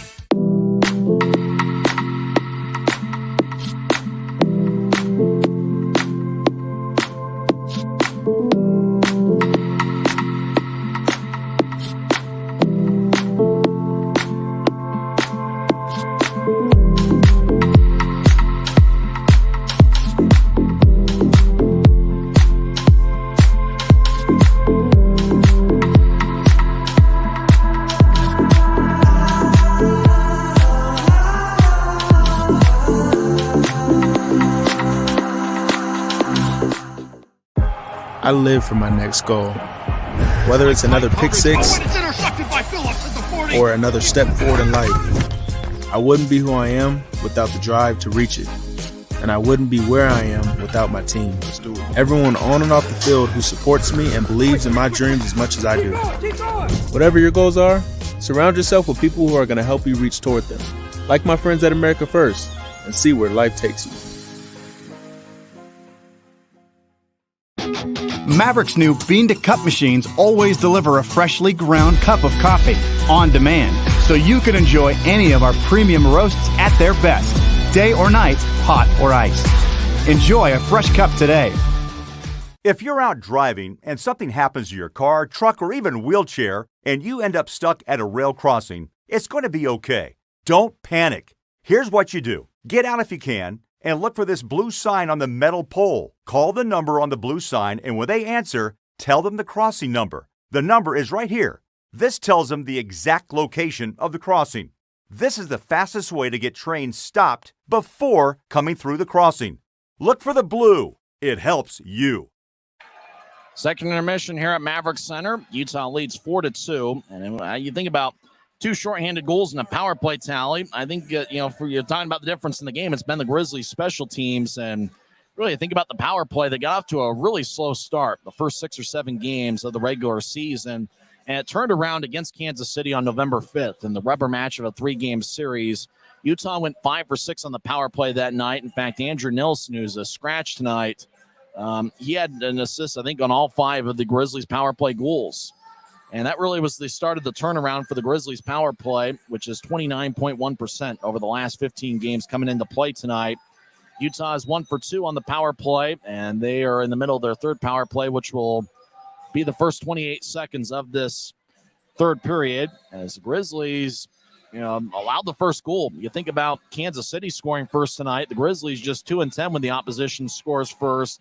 Keegan Howdeshell found the back of the net for Kansas City, 10-12 into the first. Hugo Juan, Pascal LeBerg with the assists. Then the Grizzlies here on Teddy Bear Toss night scored 15-26 in as Connor McDonald was in the right point, fired a shot. It got redirected by Jamison. Jamison got his 3rd goal of the season. Connor McDonald got his 2nd assist. And with that, we're trying to figure out the exact number of teddy bears. I'm guessing about 1,500. Kiki Crum, who for some reason isn't getting any of the box scores or anything. It's almost like she's invisible tonight. She's guessing about 1,750. And Guy Karenza, who's sitting next to me, he thinks there's over 2,000 teddy bears. So hopefully we'll get an official count and lets you know how many teddy bears and stuffed animals were thrown on the ice after Keaton Jamison scored 15-26 into the first. Kansas City outshot Utah 11-7 in the first period, but the score was tied at 1 after 20 minutes of play. The Grizzlies came up shorthanded, 1:01 into the second period. Keaton Jamison tripped up Nick Passageoff. Now, it was one of those where he tripped him up with his knee, and Tristan Mullen took offense, and Mullen and Jamison ended up fighting. Mullen was able to get a couple really good rights in, and then Jamison got a ride in and then was able to drag down Mullen, and the fans seemed to enjoy that as both guys got 5 for fighting. But remember, Jamison also got a tripping minor, so Kansas City had a power play. And while the Mavericks were on the power play, Tyler Penner found the back of the net. It was a 3-on-2 situation. Taryn Fizer was skating towards the right side, fed it across to Penner, and really the pass was the biggest question.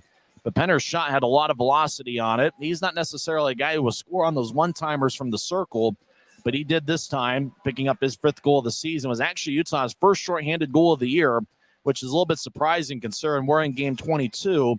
And last season, the Grizzlies led the league with 20 shorthanded goals. Well, about 3 minutes later, the Grizzlies got another shorthanded goal as Taryn Fizer skated down the middle, and they ended up scoring shorthanded. It was one of those where it bounced off of Callum Booth, and before Booth was able to recover, the puck ended up trickling into the back of the net. Fizer got his 8th of the season, and just like that, Utah's second shorthanded goal of the game, 5:48 into the second. It was unassisted. Kansas City scored as Tristan Mullen was in the left circle. He took a shot. It bounced off of Trent Miner. Passageoff got the puck, skated around the net on a wraparound. It didn't look like it was the first chance as it bounced off a Miner, but Passageoff kept hacking away and ended up getting the puck past the goal line for his 9th of the season. Mullen and Calvis with the assists. Then the Grizzlies got on a power play after Mark McNulty got a holding minor. It was Sambrook that got the cross-checking minor, 14:03 in. McNulty got the penalty that Kansas City is going to kill off here starting in the third period. But the Sambrook penalty got Utah power play, and then the puck was in the corner. Johnny Walker was in the right corner. Puck ended up gliding towards the slot. Aaron Tho got it. He was a little bit more on the left side of the slot. Took a shot. It bounced off, looked like Booth. And then it must have bounced off of McCallchuck and ended up going into the back of the net as Utah picked up a power play goal. They are 1 for 2 on the power play. Originally, they gave the goal to Tho, who skated to the bench first, and he kind of had that look that Michael Jordan had in game 1 of the 1992 NBA Finals, where he just put his shoulders out and he just had that shrug of, I don't know what happened, but we'll take it. And it turned out Tho didn't actually get the goal as they credited it to Vladislav Mikalchuk, who's in his Grizzlies home debut. It's not the first time he's played at Maverik Center. He was here last season as a member of the Jacksonville Icemen. The Mikalchuk, who played in 3 games in the road trip, he missed the last 2 games against Jacksonville as he was serving a 2-game suspension for an elbowing. I would call it an infraction, but he didn't get a penalty for it. Didn't get 2 minutes in the penalty box, but he got 2 games for the elbowing procedure, and so he missed the final 2 games, came back from the 2-game suspension. He picked up a second period power play goal. Mikalchuk has 2 shots for the Grizzlies tonight. Tho and Walker picked up the assists. Johnny still leads the Grizzlies with 5 power play goals this season. So even though Kansas City outshot Utah 9-6 in the second period, and the Grizzlies only 13 shots here in the first 2 frames, Utah's got 4 goals and Kansas City has 2. We mentioned the faceoff battle in the first intermission. Kansas City in the first period won the faceoff battle 17-6. In the second period, the Grizzlies had the edge 10-9. Both teams had 4 scoring chances in the second period. The Grizzlies ended up scoring on 3 of those 4. Grizzlies with 6 hits in the first period and 10 for the game. Kansas City, 3 hits in the second period and 7 for the game. Grizzlies with 5 giveaways through 2 periods. Kansas City with 6. We're joined by Guy Krenz, and we're playing this game to figure out how much of the crowd noise we pick up on Guy's microphone. Having some fun here on a Saturday night. But Guy, you think about, the second period, the special teams really took over. The 2 shorthanded goals and the power play tally. Oh, yeah, Tyson. I mean, of course, the special teams ended up being the story of this second period. I mean, you can't go wrong with 2 shorthanded goals and a power play goal. And I really thought before the Grizzlies scored those 2 shorthanded goals that the penalty kill was doing very well. And so to add the 2 shorthanded goals to that's just awesome. That's just icing on the cake. I think it's going to be interesting to see how Trent Miner looks in the third period. He's been solid tonight, stopping 90% of the shots, 18 for 20. Whereas Callum Booth really struggled a little bit there. That Pfizer goal just, looked like he was able to get a piece of it, but, not enough of it as it trickled past him. And then it was kind of an awkward-looking play there on the power play goal that McCallchuck ended up getting credited for as the puck was in the corner, squirted towards Tho, and then he took the shot, and it looked like it bounced off a few bodies before trickling into the back of the net. Yeah, Tyson, I've really liked the outing that Trent Miner's had tonight. I thought he's looked very solid. I don't think those 2 goals are his fault necessarily, the one being the deflection, the other one being a wraparound. So not really much Trent could have done on those 2, but overall, really solid game for him. And from Callum Booth, something that I've noticed is on almost all the goals, he'll stop the majority of the puck, but the puck will just seem to trickle past him. Yeah. And so I don't know if that's his rebound control or, just something to do with just him not getting all of the shot. I mean, Tim Prasardic could probably tell us more about that than I could, but it just seems like he's having a little bit of a shaky night, and the Grizzlies are capitalizing on it. Coming into play tonight, Callum Booth in 4 games has an .871 save percentage. It's been a good game for Taryn Pfizer, his second multiple-point game of the season. He's already got 1 goal and 1 assist, and I think last Saturday he was just getting his feet wet, getting back in a Grizzlies uniform, and he really acclimated himself well, especially in the second period. Yeah, Tyson, Taryn Pfizer's looked fantastic throughout this game, and he's my pick to click, and he's already got a goal in this game. So he's had himself a really nice outing. But again, you want to talk about guys that are making a difference in this game. Talk about Keaton Jamison. I mean, who would have thought that Keaton Jamison, JMO as they call him, would be on Gordie Howe hat trick watch at the beginning of this game? Jamison's been outstanding. He got a fight 101 into the second period, and then Jamison obviously with the first period goal. He needs an assist for the Gordie Howe hat trick, and we'll see if he'll get that in the third period. And I think about the third, the Grizzlies' best period has been the second period. Even in the Jacksonville series, the Grizzlies performed well in the second period and continues here tonight. But with a 2-goal lead, I think decision-making is certainly going to be at a premium. Yeah, Tyson, I agree.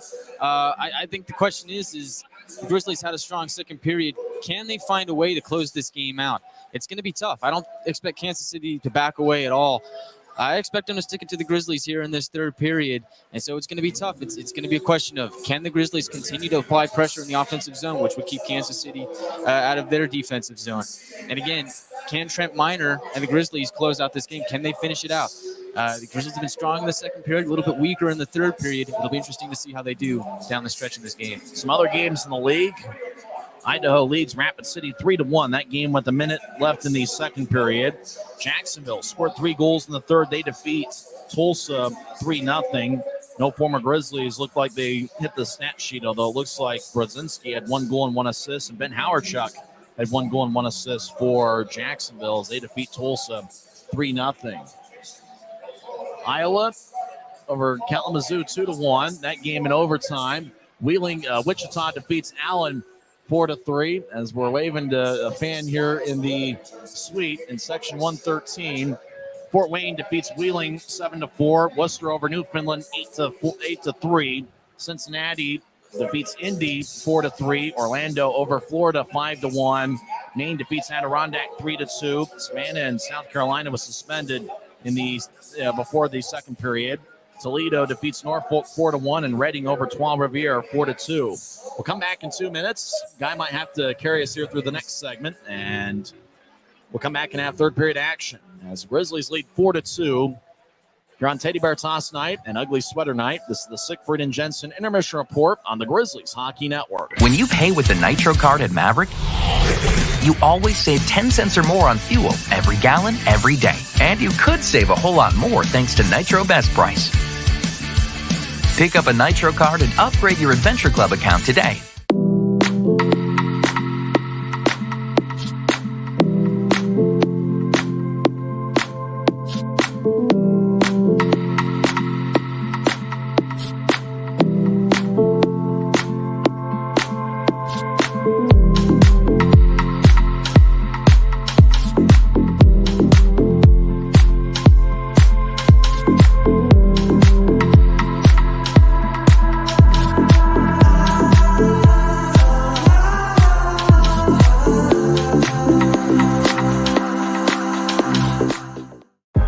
I live for my next goal.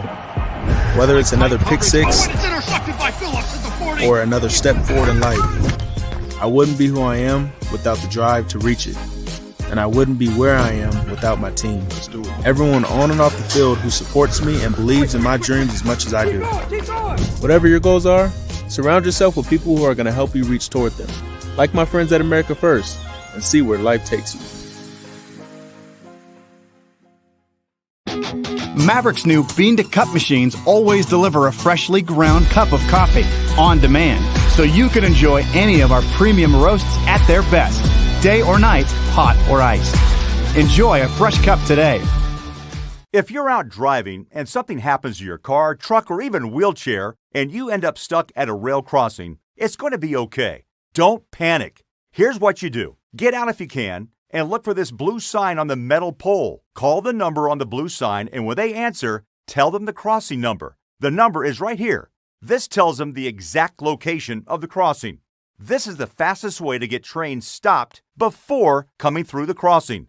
Look for the blue. It helps you.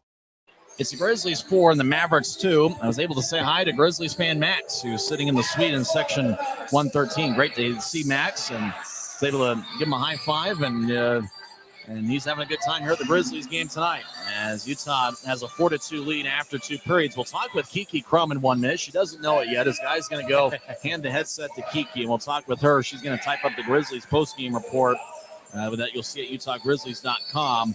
While Guy gets Kiki, we will go over some scores from around the world of sports. Grizzlies NHL affiliate, the Colorado Avalanche, lead Nashville 2-1. BYU holds on to win the New Mexico Bowl 24-23. And I'm not sure how that game ended, as obviously I'm watching the Grizzlies game tonight, but BYU wins the New Mexico Bowl 24-23. In the NBA, Milwaukee defeats Utah 123-97. In college basketball, BYU got a victory over Utah in basketball's version of the Holy War. And the score of that game, BYU 75, Utah 66. And we'll go over some other scores here after we talk with Kiki Crum, who's going to type up the postgame story on UtahGrizzlies.com. And Kiki, we hadn't scored a shorthanded goal in the first 21 games of the season. Second period, 2 shorthanded goals. And then the Grizzlies added a power play tally. It was really a crazy second period that went Utah's way. We hear this all the time that the Grizzlies are a second period team, and they definitely had a mission when they came out for the second period. And Trent Miner's been good enough, stopping 18 of 20. He's had a good outing. Yeah, I'm very impressed with him tonight. What do you get in store for the Grizzlies? Post-game story we're gonna see at UtahGrizzlies.com. Really excited to write about this second period. It's going to be a big paragraph. We got some really big goals. Taryn Pfizer had an amazing second period, and a goal and an assist. Yeah, he's got a multiple-point game. It's the second multiple-point game this season. Before we go, what do you think the Grizzlies need to do here in the third period to lock up the victory? I just think we need to play Grizzlies hockey, and we need to have a third period that's controlled, maybe stay out of the box a little bit. And having James Shearer back is certainly big. Yeah, he's been awesome. James Shearer, a guy that can control the outcome of the game and really control the pace of the game, which a lot of good defensemen will do. Kiki will catch your story at UtahGrizzlies.com. Thank you, Tyson. That's Kiki Crum as we're about set to start third period action. And I want to thank everybody from the Grizzlies organization and everybody that's given their well wishes. As my mom passed away a week and a half ago, there was a moment of silence before the game, and I certainly want to thank everybody for all their condolences and well wishes over the last week and a half. Grizzlies going to be skating from right to left here in the third period, and we've just moved Guy Krenz out of the spot. He's going to be looking at your computer and thinking about that post-game story. As the draw is going to be at center ice, they're working on a little bit of either a piece of glass or a part of the ice, so it looks like we'll be delayed a little bit here before we start the third period. In fact, we'll take a break. We'll come back in 1 minute and have third period action as Utah leads Kansas City 4-2 on the Grizzlies Hockey Network.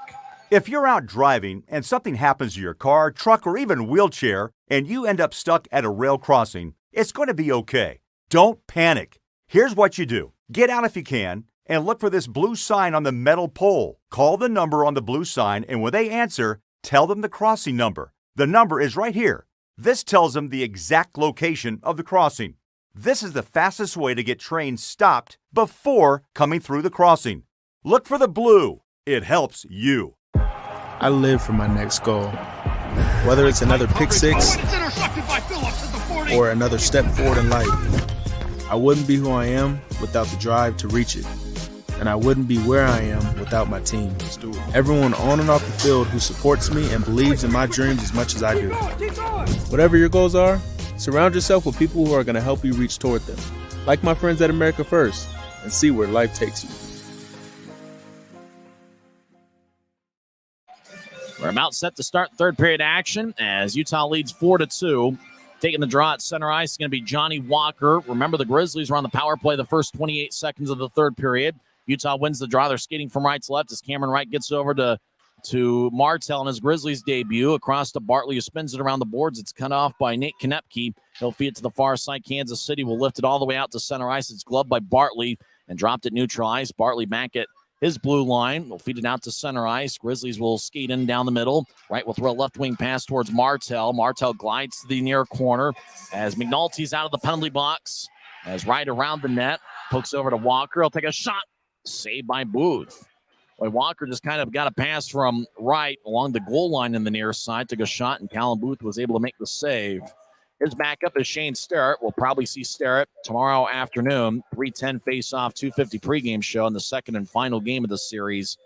Utah will be at Idaho next Wednesday and Friday. It'll be December 21st and 23rd, and then the Steelheads will be at Maverik Center for a 3-game set to end the 2022 calendar year. Draws in the Kansas City zone off it. Shot saved by Booth. That was taken by Dakota Raby. Arm is raised as Booth goes down. Grizzlies race into their zone to get it, and they touch up the puck as the penalty is on Utah. As Callum Booth went down after the face-off, he takes his helmet off, and he'll shake it off to the Rogers and Russell Legal Solutions holding cells, Keaton Jamison, who picked up a first-period goal and a second-period fight. He's an assist away from the Gordie Howe hat trick. But he's in the Rogers and Russell Legal Solutions holding cell. He got a little bit too close to Callum Booth and collided with him. It was a good call by the referee. Kansas City's had some trouble on their power plays. Remember, Utah scored 2 shorthanded goals in the second. Jamison gets 2 minutes for interference. It's goalie interference is officially the call. Has a puck in the slot. Kansas City trying to get over to Passage, but he doesn't have a stick. He couldn't accept the puck. Sure. Skates back behind Miner's net. He gets it taken away. As getting a stick from the bench is Passage off. He'll re-enter the zone as the puck is along the right wing corner. As McKenna will bounce it off a Grizzly. It goes to Hugo Waugh on the right side. Waugh dances just outside the circle up top for Sambrook. Now to Passage off. A glide to the left side. One-timer and a score. Jeremy McKenna with a blast from the left side that went over the shoulder of Trent Miner. It's a power play goal and a blast by Jeremy McKenna, who gets his 12th of the season. And the Mavericks have cut into the Grizzlies' lead. It's now a 4-3 game. Well, you talk about quick one-timers. That went from McKenna's stick to the back of the net just like that. It was like lightning as McKenna gets his 12th goal of the season. As Kansas City with a power play tally, they're looking it over right now. Not sure why. As McKenna, maybe the shot just happened so quickly that they're just making sure it ended up in the back of the net. As they're looking it over, and Jamison's now going to walk out of the penalty box. It's confirmed as the referee points to center ice and says it's a good goal. As it's now a 4-3 game. McKenna with the goal is 12th of the season. The assists go to Nick Passagov, who gets his 10th assist of the year. And Jordan Sambrook gets his 8th assist of the season. Kiki Crum is given the 3 stars of the game, and her handwriting is a lot better than mine. We'll tell you the 3 stars of the game are at the conclusion of the contest.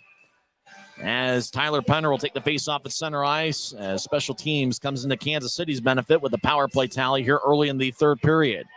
Mavericks have the puck in their own zone after Utah won the face-off initially as they glided along the near side. Pfizer delivers a hit, but Kansas City gets the puck as they'll nudge it ahead. Grizzlies looking for an insurance goal. Kansas City looking to tie it up. As Pfizer up ahead to the left side for Penner, who enters the zone. Penner trying to drop it off from Martell, but a puck exited out to neutral ice. Now the Grizzlies try to re-enter as the linesman blows the whistle as offside is called on Utah with 18:24 left here in the third. Tyler Penner will skate off the ice. He scored a shorthanded goal in the second period. Dylan Fitz is out there. Cam Strong will take the face off. And to his right is Johnny Walker. As the draw goes to Kansas City, but it goes back deep in the Maverick zone. Kansas City skates from left to right here in the third period. They'll nudge it towards center ice. Walker gets it. He'll feed it back to Kyle Pouncey, who's played well tonight. Across to Bartley, back to Pouncey. Kyle, who's got good size, will throw a right wing pass. Grizzlies enter the zone as Walker over to Strong, who skates towards the right circle. Backhand shot, saved by Booth. Rebound goes to Kansas City. Gets poked by Walker out towards Strong. Cam gets pushed along the boards by Theo Calvis. Now another Maverick takes it. They feed it out to center ice. Pascal LeBerg couldn't handle the bouncing puck. Walker gets it and dumps it in. Chasing after it's the Mavericks. Theo Calvis so glided along the near side. As now Kansas City tried to drop it off for Harrison. Utah took it away, but skated into the zone. Problem is Cam Strong was still in there, and offside is the Grizzlies with 17:40 left in the third. Dakota Raby talking it over with Cameron Wright. Raby hasn't scored a point tonight, but he certainly looked outstanding in the road trip. He's got a point in 7 of his last 8 games. Draw taken a neutral ice by Jamison and won by Jamison as Corey Thomas throws it out to Aaron Tho.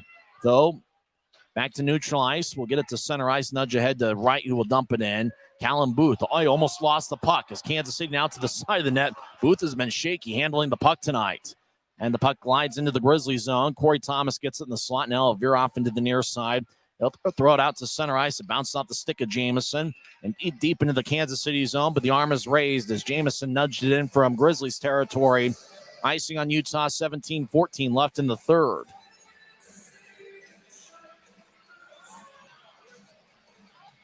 Got a great Saturday night crowd here at Maverik Center. We're not sure yet about how many teddy bears were thrown on the ice, but we do know there's a good amount of fans here in attendance. Let me check to see what that number was, and we'll get it during the next whistles. Utah wins the face-off in their own zone. Raby in the corner will bounce it off the end boards, and now the Grizzlies get it back to Raby. He'll throw it to center ice, but no Grizzly was over there as Jamison was skating the other way. Sandberg crosses center ice, right wing, and dumps it into the left corner as it bounces off the Penske sign. And the Grizzlies are a Penske material here tonight, lead 4-3. Kansas City over in the corner, trying to touch up the puck, but it was a hand pass, and so a whistle blows with 16:50 left here in the third period. Attendance tonight, 6,494, 6,494, as we had just under 6,500 here tonight on a Saturday evening, which is great when you consider how many other sporting options there are this weekend, especially tonight with 3 NFL games. You got a lot of NHL action, a lot of college basketball, pro basketball. There's a lot of entertainment options out there, so we appreciate everybody for tuning in on YouTube for the audio feed and Flow Sports for the video feed, and everybody for coming to Maverik Center tonight on Teddy Bear Toss Night and Ugly Sweaters. The Grizzlies have the pucks across center ice. Christian Simeone, wearing number 24, his second year with Utah, dumps it in. Simeone gets hit by Josh Helms. Kansas City comes up with the puck as they'll nudge it ahead. Now the Mavericks out to center ice, lose the puck, and it bounces off of another Maverick. Taking it's Luke Morgan as he avoids an elbow of Simeone. As Theo Calvis gets it back to Morgan. He crosses the center ice logo down the middle. Tried to dump it in. It's gloved by Shearer, who feeds it across to McDonald. Pass from one blue line to the other, connects as Utah trying to get around. McCallchuck gets tripped up, no call. As winning the one-on-one battle is Nate Konepke. Now to the near side is Theo Calvis, will backhand it out and hits off a Grizzly and goes back to Bartley in the Grizzly zone. He'll feed it to center ice for Simeone. Christian with the left wing pass. Grizzlies enter. Tyler Penner will bounce it off the skate. Now the other number 21, Luke Stevens. The Mavericks on the near side will bounce it off of Bartley and racing towards the Grizzly zone. Kansas City's LeBerg gets it poked away by Pouncey. He hacks away on Bartley. Bartley feeds it ahead to Simeone. Christian back into his own zone, gets over to Bartley. Now towards center ice for Martell in his Grizzlies debut. He gets around LeBerg, left wing shot, and it goes wide as he tried to go low on Callum Booth. Back towards LeBerg in the near corner. He gets hit by Penner. Bartley kept it in, but he bounced it off of Hugo Waugh. It goes to center ice. Grizzlies from the right side dumping in once they got to Kansas City territory. Booth will let it go to a defenseman. Now ahead to LeBerg. Now to neutralize. Kansas City gets tripped up, but the referee says, let's play on. LeBerg gets the puck as he'll skeet down the middle. Right wing to Waugh. Oh, but the Mavericks are offside. That's good from the Grizzlies' perspective, as Waugh had a really good look from the right side. We got Guy Carenza hanging out here, and guy, that was tough to see Kansas City get that power play goal. It was a blast by McKenna, but the Grizzlies holding on to this 1-goal lead. Yeah, Tyson was tough, but I mean, two-goal lead. You still got a 1-goal lead here, so it's not game ending, but it certainly hurts. So I'd like to see the Grizzlies try and get the next one. About 5 minutes into the third period, puck ends up in the Grizzly zone after Kansas City won the face-off. The Mavericks get to the right circle, passage off with a shot, saved by Minor. Pashajov's got that quick shot that gets on goaltenders in a hurry, but Trent was able to make the save and not allow a rebound. 15:01 is left in the third period. It's the Grizzlies 4 and the Mavericks 3. Draw's going to be in the right circle. McKenna will take it. He scored that power play goal in the third period. 1:12 in with the assist going to Pashajov and Jordan Sambrook. Draw won by McKenna. I tried to feed it out in front to Pashajov, and the pass goes wide. Pashajov hit the ice as he was near Trent Miner. Now the puck glides towards the far corner, taken by Shearer, who will bounce it off the glass. It goes over the head of Cameron Wright. Kansas City gets it back. Mavericks will feed it from one blue line to the other, taken by Connor McDonald. McDonald back deep in the Grizzlies zone. We'll get it across to Shearer. James will throw a pass that's wide to Raby. Raby gets it off the boards. Raby gets into the line. Right side will take a shot, and it glances off a Maverick. Grizzlies feed it back to the point, but nobody was there. McDonald will chase back after it. I think Shearer might have been there, but it went past him. Now McDonald will get it over to Shearer as the Grizzlies skate from right to left here in the third period. As we see it from high top section 114. Fitz dumps it into the right corner on the near side as Kansas City pokes it back along the near wall.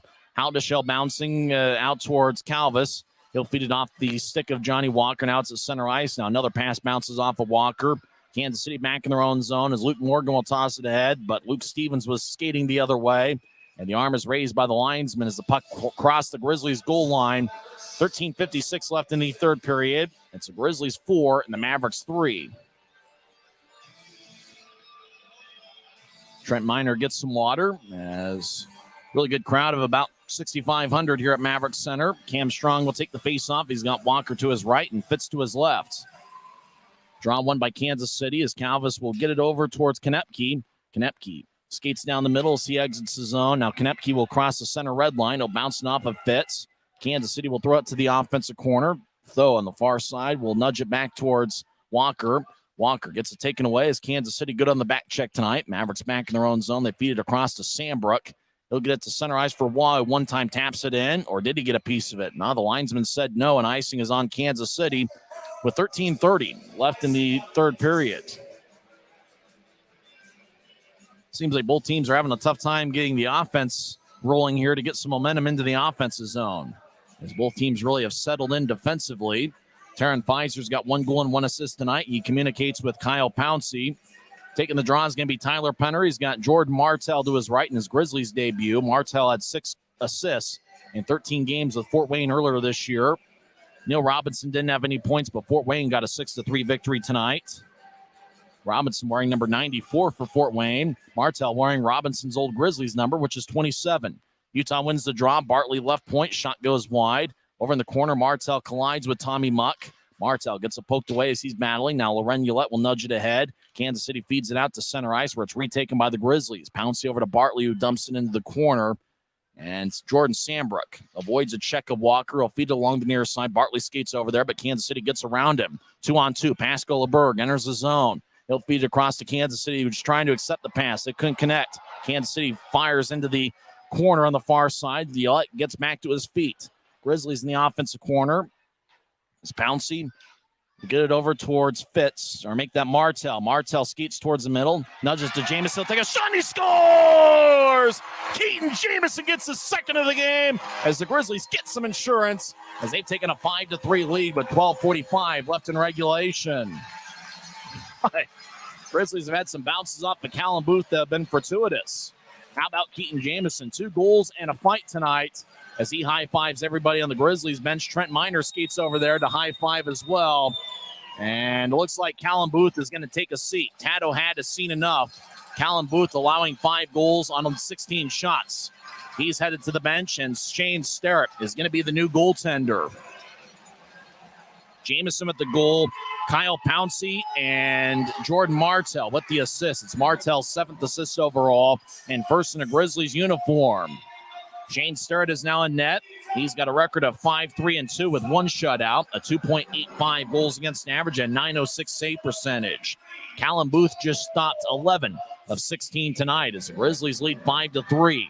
Utah rolls along the boards to the near side. It goes past Rabies. It glides along the near wall, and the arm is raised for icing on the Grizzlies with 12:35 left in the third. I got to think Jamison might end up as the number one star of the game, as him and Taryn Pfizer have been outstanding tonight. But Jamison now with 2 goals and a fight. Taryn Pfizer with 1 goal and 1 assist. As the draw is going to come back into the Grizzlies zone. And what can you say about the effort offensively? As the Grizzlies really had a tough go of it, and Jacksonville scoring 4 goals in 3 games, but they've scored 5 here tonight. Grizzlies win the draw as it goes from one blue line to the other as Cameron Wright chasing after it. Wright gets the puck. He's in the right circle, centering pass to Sherrill. Take a shot. Saved by Starrett. That's Starrett's first save of the game after replacing Callum Booth. And it was a grade A chance from James Shearer. Battle in the left point of Kansas City's zone. 2 Grizzlies and 3 Mavericks hacking away. Raby tried to nudge it towards Cameron Wright. Raby battles. He gets it over to Jamison, who's on hat trick watch. Over to McDonald, right wing shot and a score! And his baby's in the refrigerator as Utah's taking a 6-3 lead. Connor McDonald, second of the season as he skates to the bench first. And what an offensive display by the Grizzlies, who scored 4 goals in 3 games against Jacksonville. They've exploded for 6 goals here tonight. And obviously, Shane Starrett coming in cold after sitting on his keister for 2 hours on the Kansas City bench. Couldn't have helped. That was one of those he normally stops as he's a good goaltender. But Connor McDonald high-fives everybody on the Grizzlies bench as he gets his second of the season. Kansas City wins the faceoff. They cross center ice and dumps it in. Miner behind his net will glide along the glass. Hit Simeone in the head as it goes out to center ice. The captain got his second of the year as Kansas City at center ice enters the zone with some speed. Howdeshell will skate towards the far side as Penner delivers a hit on Howdeshell. Now the Mavericks will fire left wing shot and it bounces off of Corey Thomas and glides to the right wing corner. Christian Simeone lifts it high into the air, goes over the head and bounces past McCallchuck. As taking it is Kansas City's Nate Konepke. He played at Nebraska Omaha. He'll get it ahead as Kansas City will dump it into the corner as Luke Morgan got it poked away by Thomas. Thomas continues to battle as it glides along the far side. Kansas City's Luke Stevens feeds it back from one corner to the other. It's now on the right side, on the near side of the Grizzlies zone. Corey Thomas hacking away with a couple Mavericks. Howdeshell skated towards the right circle. He got it taken away by Simeone, bouncing off the glass and into the Maverick zone where it's run down by Tommy Muck. He'll feed it across towards Sandbrook and neutral ice. He crosses center ice. Right wing, he gains the line, dumps over to LeBerg, who lost the puck in the right circle. LeBerg gets it back off the stick of Bartley. Now Kansas City skates towards the right circle. Backhand shot goes wide. And it glides along the far side. Grizzlies get over to Johnny Walker. Foot race, but he gets cut out in front by Hugo Waugh. Kansas City to the right side. Cross center ice. LeBerg gets hit by Dylan Fitz as the puck hit a stanchion and goes to the right corner.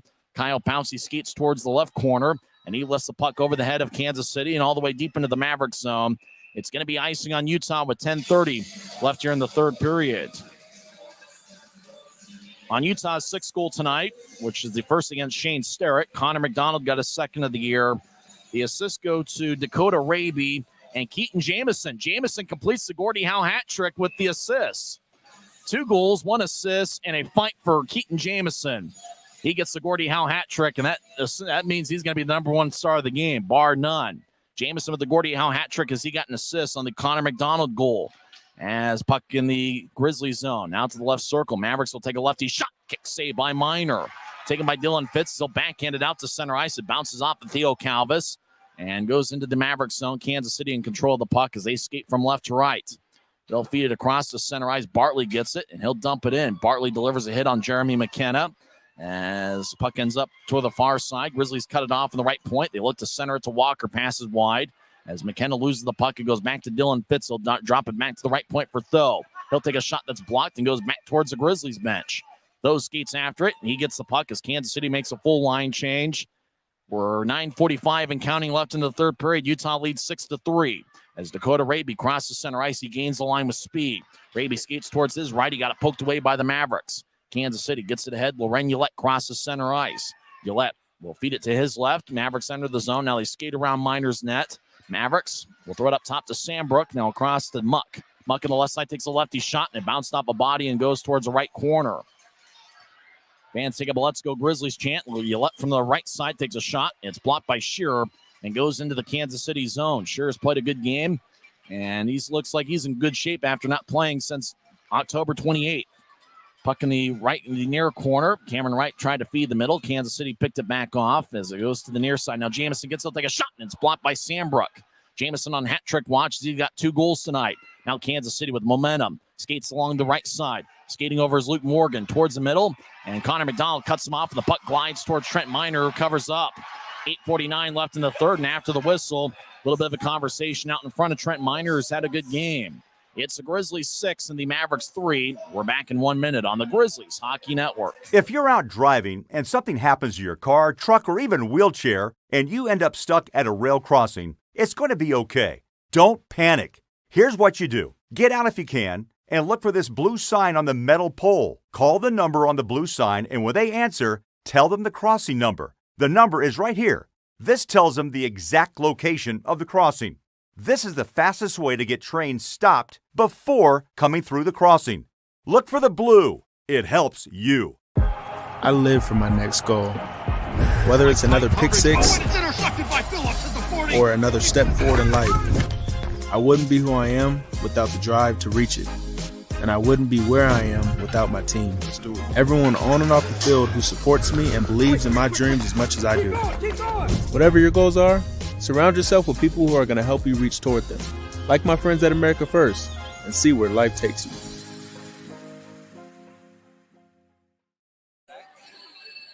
It's the Grizzlies 6 and the Mavericks 3. Keaton Jamison's got a Gordie Howe hat trick tonight. 2 goals, 1 assist in a second period fight. He's a +2 tonight. Taryn Fizer and Connor McDonald each have 1 goal and 1 assist, as it was a 4-2 game after 2 periods. Kansas City scored the first goal of the third period. Jeremy McKenna, 1:12 in. And then the Grizzlies scored back-to-back goals within a minute. Keaton Jamison, 7:15 in, his second of the game. Jordan Martell and Kyle Pouncey with the assist. And then McDonald got his second of the season, 7:54 in. Jamison and Raby with the assist. Draws in the Grizzlies zone. It's won by Utah. McDonald, who might be one of the 3 stars of the game, will throw it ahead. Grizzlies will dump it. Will be icing if the whistle blows, and it does, although Jordan Martell displaying some good speed, skating towards the Mavericks goal line.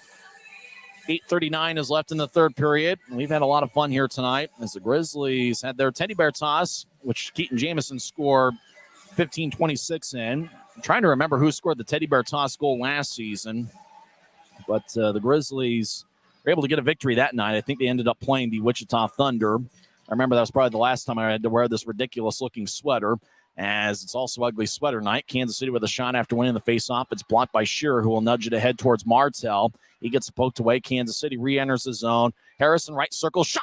Saved by Miner. Trickled past him and into the back of the net. The referee was not in the right spot. The goal light went off. The referee, he was not in a position to make the call. Harrison thought that he had scored as he threw it towards Miner's body, and it looked like it trickled between Miner's legs. Did it go past the goal line? And we're not sure. The goal light went off, but the referee did not signal a goal. Harrison started to celebrate for a little bit, but it looks like we're going to play on. They're not even going to review it. It's the Grizzlies 6 and the Mavericks 3. A little surprised they didn't take an extra look at it, but I guess it clearly didn't cross the goal line. As the draw goes to the right side, they're still battling for it. Grizzlies come out of the pile with the puck as they'll sail it into the Kansas City zone. Dylan Fitz collides with Theo Calvis. Calvis gets the puck. He skates around his own net. Shane Starrett replaced Callum Booth after Utah's 5th goal that was scored by Jamison. Now to the right circle, McKenna couldn't get a shot off. We got a whistle, and a Grizzly is laying in the slot. That was off the draw, and everybody's looking at Nick Passagov. Now somebody's going after Passagov, but he's going to skate towards the penalty box. The Grizzly is on the ice. The trainer, Colin Lee, who's wearing an ugly sweater of his own. A Grizzly towel is going to be assessed to a Grizzly. Is that Johnny Walker? Well, let's see. As Passagov goes to the box, it was away from the puck. Everybody was looking somewhere else, and a Grizzly just hit the ice. It looks like it's Walker who gets back to his feet holding a towel. He looks at Passagov. Remember, these same teams will meet tomorrow night. Passagov got kneed by Keaton Jamison early in the second period. Then Tristan Mullen took offense, and that's where Jamison got in the fight in the second period. Walker back to his feet as Colin Lee, the Grizzlies trainer, looks after him. Walker stares into the Kansas City penalty box where Nick Passagov is sitting as they show the replay, and Passagov just hit Johnny Walker up high. It's possible if the league takes a look at that, Passagov might have tomorrow off. As the referee, I wonder if he looked at the video board. Elbowing might be the cause. That's what the official pointed at. It's going to be 2 minutes. Yeah. 2 minutes for elbowing. High sticking was, it was either elbowing or high sticking, but they're going to go with elbowing as the call. Time of penalty, 11:59 in. It's the Grizzlies 6 and the Mavericks 3. Remember the rubber match on November 5th, the Grizzlies won 7-3. And that could be the case if Utah ends up scoring one more. Looks like there might be some more blood on the ice as Trent Miner pointing to a spot there about where Johnny Walker was. Looks like they're not going to, doesn't look like they're going to look in after her, but it looks like there's a little bit of discoloration on the ice in the high slot of the Grizzlies zone. But we play on. 8:01 is left in regulation as Utah leads 6-3.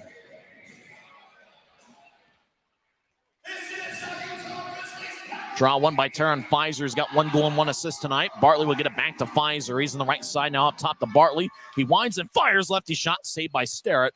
And deflects out to play out the protective netting. 7:52 left in the third. Grizzlies' power play has been outstanding this season. Really got off to a slow start like the first 6 games. And then after the Grizzlies went 5 for 6 on the power play against Kansas City, it's been pretty good, about 30% since.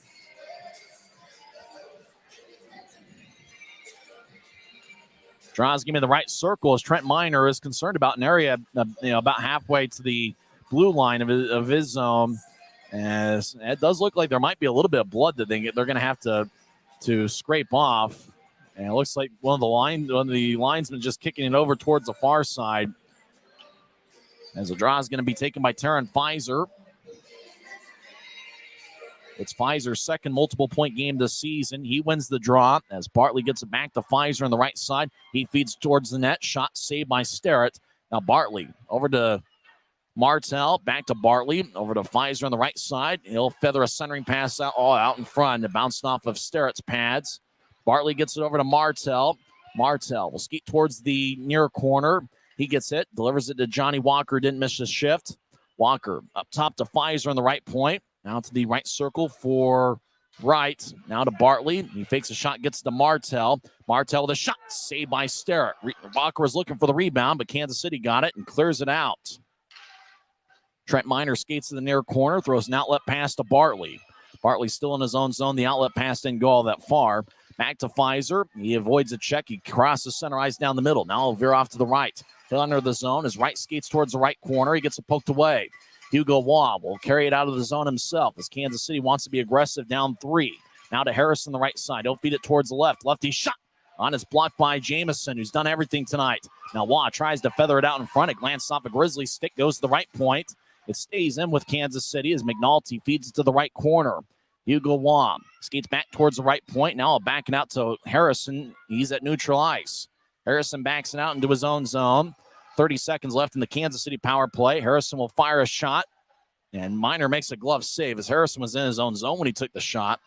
As Miner throws an outlet pass to Aaron Tho, skates over the offensive line. Tho avoids a check of Sambrook. Rolls it to the right side. Taken by Shuri, feeds it across to Tho. He's in the left circle. He'll get it to the near goal line. Now back to Tho, wearing number 28. He'll skate just outside the left circle. He'll feed it to the corner. Now back towards the middle for Graby. He'll take a shot. Saved by Sterrett. Kansas City's back at full strength. They've got the puck skating from left to right. Mavericks cross center. Jeremy McKenna will skate into the right side. He'll take a righty shot. Kick saved by Miner in the butterfly position. Rebound goes to McCallchuck for Utah. McCallchuck will dump it to neutral ice. Taken back by the Mavericks. Less than 6 minutes left in regulation. They'll fire towards Meyer. We got a fight. Johnny Walker's in a fight with Passagov. Walker drags down Passagov at center ice. You knew that was going to happen as Passagov threw the elbow at Johnny Walker, and those guys dropped the gloves at center ice. It wasn't much of a fight. Passagov still trying to figure out what he did other than throw the elbow at Walker, and you knew that was going to happen as Walker was near the Grizzlies bench when Passagov was in the penalty box. You could just see Walker staring into Passagov in the box. Looks like they're going to go back to the penalty box. Walker for the Grizzlies and Passagov for Kansas City. Walker's actually going to go to the locker room. 5:38 left in the third period. Grizzlies lead 6-3. We're back in 1 minute on the Grizzlies Hockey Network, presented by Rio Tinto. If you're out driving and something happens to your car, truck, or even wheelchair, and you end up stuck at a rail crossing, it's going to be okay. Don't panic. Here's what you do. Get out if you can and look for this blue sign on the metal pole. Call the number on the blue sign, and when they answer, tell them the crossing number. The number is right here. This tells them the exact location of the crossing. This is the fastest way to get trains stopped before coming through the crossing. Look for the blue. It helps you. I live for my next goal. Whether it's another pick six or another step forward in life, I wouldn't be who I am without the drive to reach it. And I wouldn't be where I am without my team. Everyone on and off the field who supports me and believes in my dreams as much as I do. Whatever your goals are, surround yourself with people who are going to help you reach toward them. Like my friends at America First, and see where life takes you.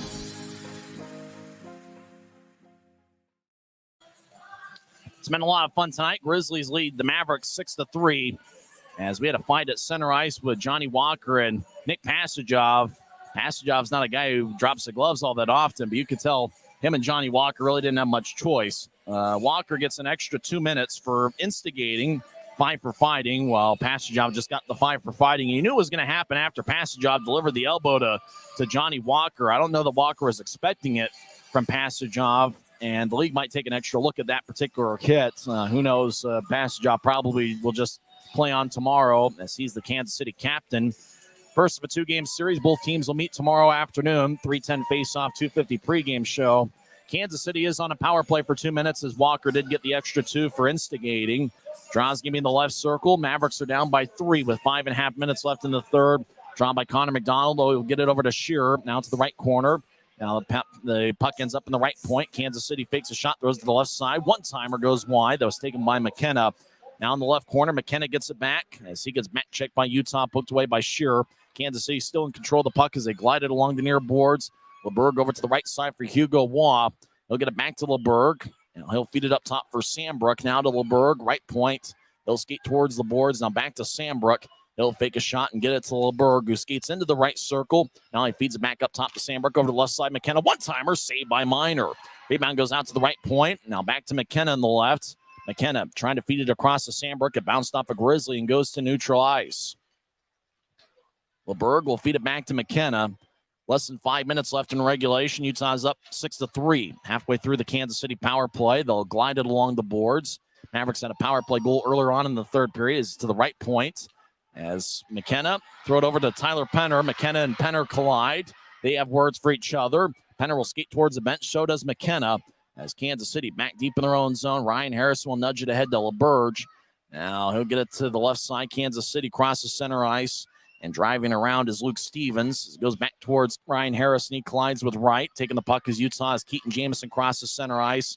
He'll dump it in as he gets around Tommy Muck and Keegan Howdeshell. As Howdeshell will poke it towards Muck. Muck with a near wing pass as it goes to center ice. As Howdeshell will gain the line, stop on the right point. Now he'll glide towards the corner. He stops and gets the Muck up top. Tommy will skate towards his left. He'll fake it a pass. Now he'll get it to Howdeshell on the right side. Now across to Stevens. He'll take a left wing shot, and it's blocked. Puck ends up going to Dylan Fitz. 10 seconds left in the power play. Fitz gets it. He'll carry it out to center ice, and he'll dump it in. Shane Starrett over in the corner. It gets into the restricted area, so he couldn't play it. Simeone representing Walker in the penalty box will come out of the box as the Grizzlies are back at full strength. Good penalty kill by Utah. It's Kansas City out at neutral ice. Grisby taking some pictures with fans here in section 114. Kansas City gets the line, looking for Hugo Waugh. Gets it off the stick of Fitz. Waugh skates to the right corner. I look to throw it to the right circle. It's taken by Kansas City, but they couldn't do much with it. Ullett will bounce it off the near boards. He'll get it to Calvis. He'll take a shot that's blocked by Simeone. He'll get it to Fitz. It goes past Fitz to center ice for Calvis. He'll throw it to the left side. Kansas City enters from the left as Waugh stops before he got to the corner. He'll get it to Ullett.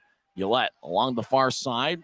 Skates towards the point. Now he'll feed it to the corner that he vacated. Kansas City skates back towards the point over to Ullett, who faked a one-timer. Grizzlies poke it away. Taryn Pfizer skating towards the offensive blue line one-on-one, but getting there first is Nate Konepke, who's played a good game despite the Kansas City allowing 6 goals. Over to LeBerg. He collides with Raby. It bounced off a Grizzly and goes out to center ice where Kansas City gets it back.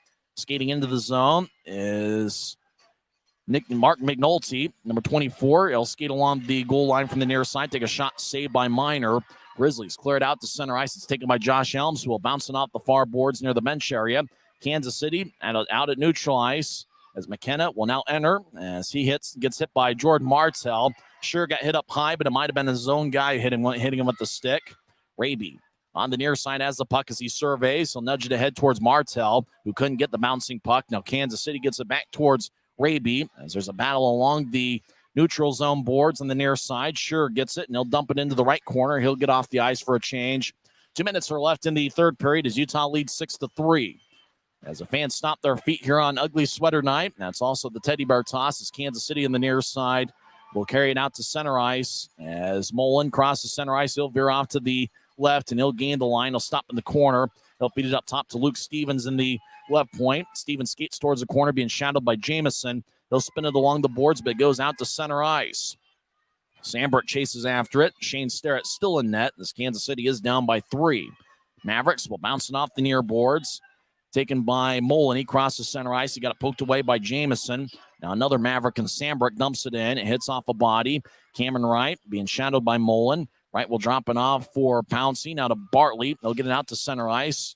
Simeone gathers it. He'll throw it off the skate of Wright as it goes deep into the Maverick zone. Kansas City will poke it towards the near side. Looks like the Connolly family has decided to leave with a minute left to try to beat traffic. Corey Thomas will throw it back to Aaron Tho. He'll feed it to the far side. This is going to be a victory for Ryan Kanasewicz's crew as the 3-game losing streak comes to an end. As Penner dumps it in, Starrett wearing number 40 behind his net. We'll get it back to Theo Calvis. Calvis will pitchfork it out to center ice airborne. Glove by Thomas and gives it to Tho. Now taking it back into the zone is Penner as he drives it in. Calvis collides in the corner with Cam Strong. As Kansas City out to neutral ice, will feed it to the left. Now the Maverik Center with a little bit of momentum. Puck bounced off the skate, and it goes back to Utah. 30 seconds left as the Grizzlies get it to Corey Thomas, who's still looking for his first pro goal. Over to Dylan Fitz as he enters his zone, but lost the puck as Kansas City will poke it back to center ice. Hugo Waugh crosses center. It got poked away by Thomas. Now Tyler Penner at the center ice logo will dump it in. It hits off the Starrett. 10 seconds left as the fans start to get to their feet.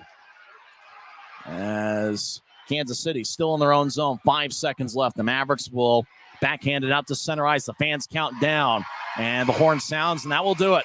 Grizzlies win! Grizzlies win 6-3, and there was no doubt about it as Keaton Jamison had 2 goals, 1 assist in the fight as he got the Gordie Howe hat trick. Taryn Pfizer and Connor McDonald each had 1 goal and 1 assist, and Trent Miner was solid in net, stopping 26 of 29. As he gets his 3rd victory of the season, as everybody high-fives Trent Miner, as it was an outstanding victory for the Grizzlies, who scored their first 2 shorthanded goals of the season. Grizzlies also capitalized on the power play, going 1 for 3. And what can you say? It was an overall team effort. Jordan Martell looked good in his Grizzlies debut, coming over from Fort Wayne. Tyler Penner, Vladislav Mikalchuk picked up a goal. Mikalchuk in his Grizzlies home debut. And the fans go home happy. A pretty good Saturday night crowd of 6,494 as the Grizzlies salute their great fans here at Maverik Center, and the Grizzlies fans salute them back. A lot of them trying to head early to try to beat traffic out of Maverik Center. And what a victory for the Grizzlies on Ugly Sweater Night, wearing the specialty jerseys. I think they're going to wear those specialty jerseys once again tomorrow as the Grizzlies win the first of this 2-game series. They are now 3-1 against Kansas City this season. Final score from Maverik Center, the Utah Grizzlies 6 and the Kansas City Mavericks 3. Post-game show starts in 1 minute, and you're listening to the Grizzlies Hockey Network, presented by Utah Operation Lifesaver. Mavericks' new bean-to-cup machines always deliver a freshly ground cup of coffee on demand, so you can enjoy any of our premium roasts at their best, day or night, hot or iced. Enjoy a fresh cup today.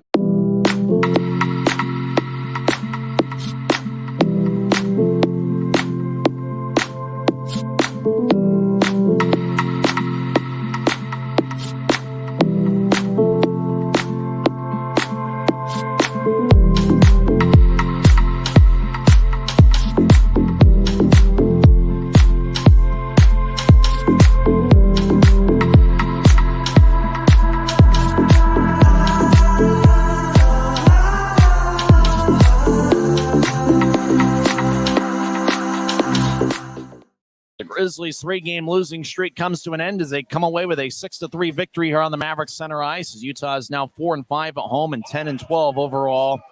It was an outstanding team effort. You think about the Grizzlies scoring 2 shorthanded goals and a power play goal, all of them coming in the second period. And you think about guys stepping up. It was a tough week of practice for the Grizzlies, but certainly a good week of practice as the Grizzlies captain Connor McDonald has a T-shirt in hand as he is the 3rd star of the game. He had 1 goal and 1 assist. He was a +1 and had 2 shots. McDonald gets the T-shirt over the glass there on the front row here in section 114 as everybody salutes the 3rd star of the game, Connor McDonald. He'll skate off the ice, the 2nd star of the evening with 1 goal and 1 assist. He was a +3 and had 2 shots. Taryn Pfizer, who has the T-shirt in hand. He'll skate towards section 102, but now he'll skate towards the near side. Where is he going to get that T-shirt? Looks like it's going to be section 112. He's going to toss the T-shirt over the glass and into the front row. What a game for Taryn Pfizer, his 2nd game back after a stint in the AHL. He now has 8 goals, which is 2nd on the club, trailing only Johnny Walker, who's got 9. Well, how about the performance of Keaton Jamison? You think about former Fort Wayne Comets now with the Grizzlies. We thought about Jordan Martell making his Grizzlies debut, but Keaton Jamison, 2 goals, 1 assist. He picked up a fight a minute and 1 second into the second period. And what a performance. Keaton Jamison sporting a sweet-looking mustache.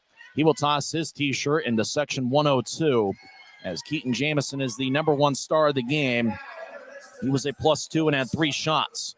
2 of the 3 shots for Jamison found the back of the net. And you think about a storyline in this game, Kansas City outshot Utah 29-21. That means the Grizzlies had 6 goals on 21 shots. It was a tough night for Callum Booth, the Kansas City starting goaltender. He stopped 11 of 16. He was replaced by Shane Sterrett, who stopped 4 of 5. Trent Miner gets the victory for Utah. He stopped 26 of 29 as his record goes to 3-7 on the season.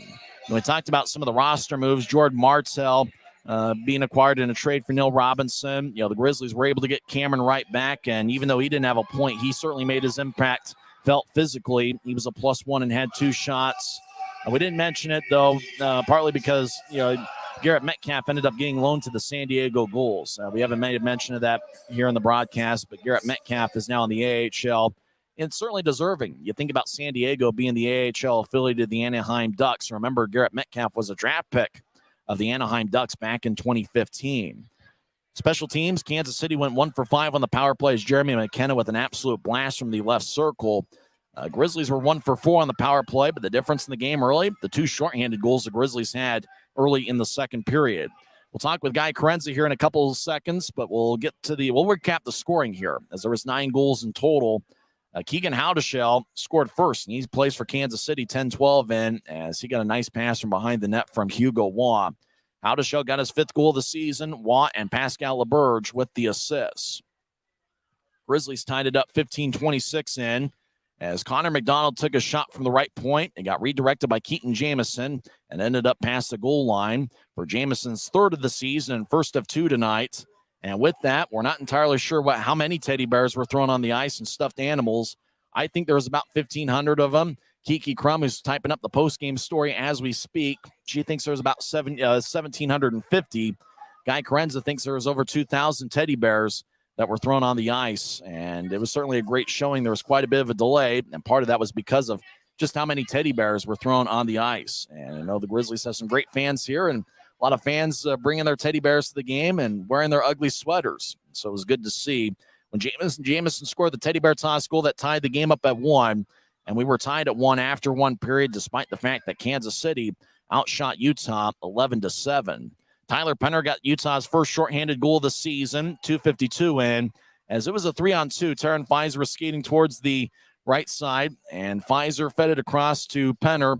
Penner getting his 5th of the season, and it was kind of most of his goals are either on rebounds or little stuff in front of the net. He doesn't usually capitalize on the one-timers, but he did on this occasion. 2:52 in, and that gave the Grizzlies a 2-1 lead.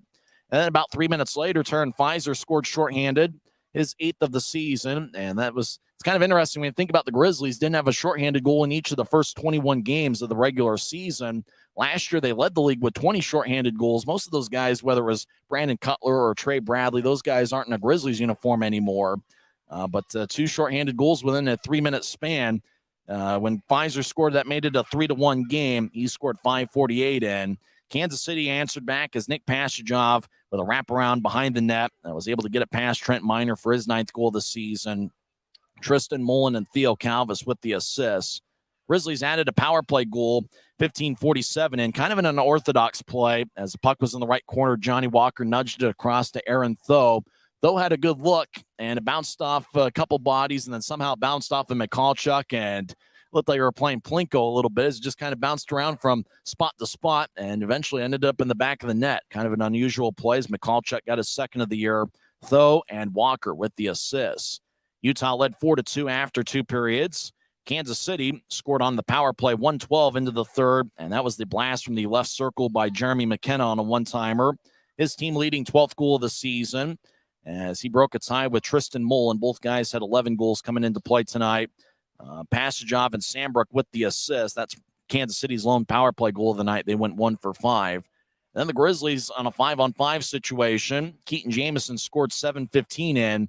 That made it a 5-3 game. It was Jamison's 2nd goal of the night, and Tato had seen enough from Callum Booth as he replaced Callum and brought in Shane Sterrett. The first shot that Sterrett faced was 7:54 into the 3rd, and that was one of those where, if you're sitting on your keister for 2 hours, you're going to be a little bit rusty, and that's one of those that, Sterrett being a good goaltender, he's a good starter in this league. One of those where if he's in game form, and he hasn't, has had a chance to warm up, he usually would stop that. But it was just one of those soft goals that he allowed, and it was Connor McDonald's 2nd of the year as he scored from the right side. As we got a big time teddy bear hanging out here in section 114. As McDonald got his 2nd of the year, the assists go to Keaton Jamison and Dakota Raby. And with that Jamison assist, I think that looked like the unicorn that was on my shirt. It looked like Elijah Webb, Grizzlies fan. But with the assist that Jamison got, he completed the Gordie Howe hat trick. Dakota Raby with an assist, which was his 10th of the season. And I forgot to make a mention of it. We were thinking about all the Grizzlies playing well.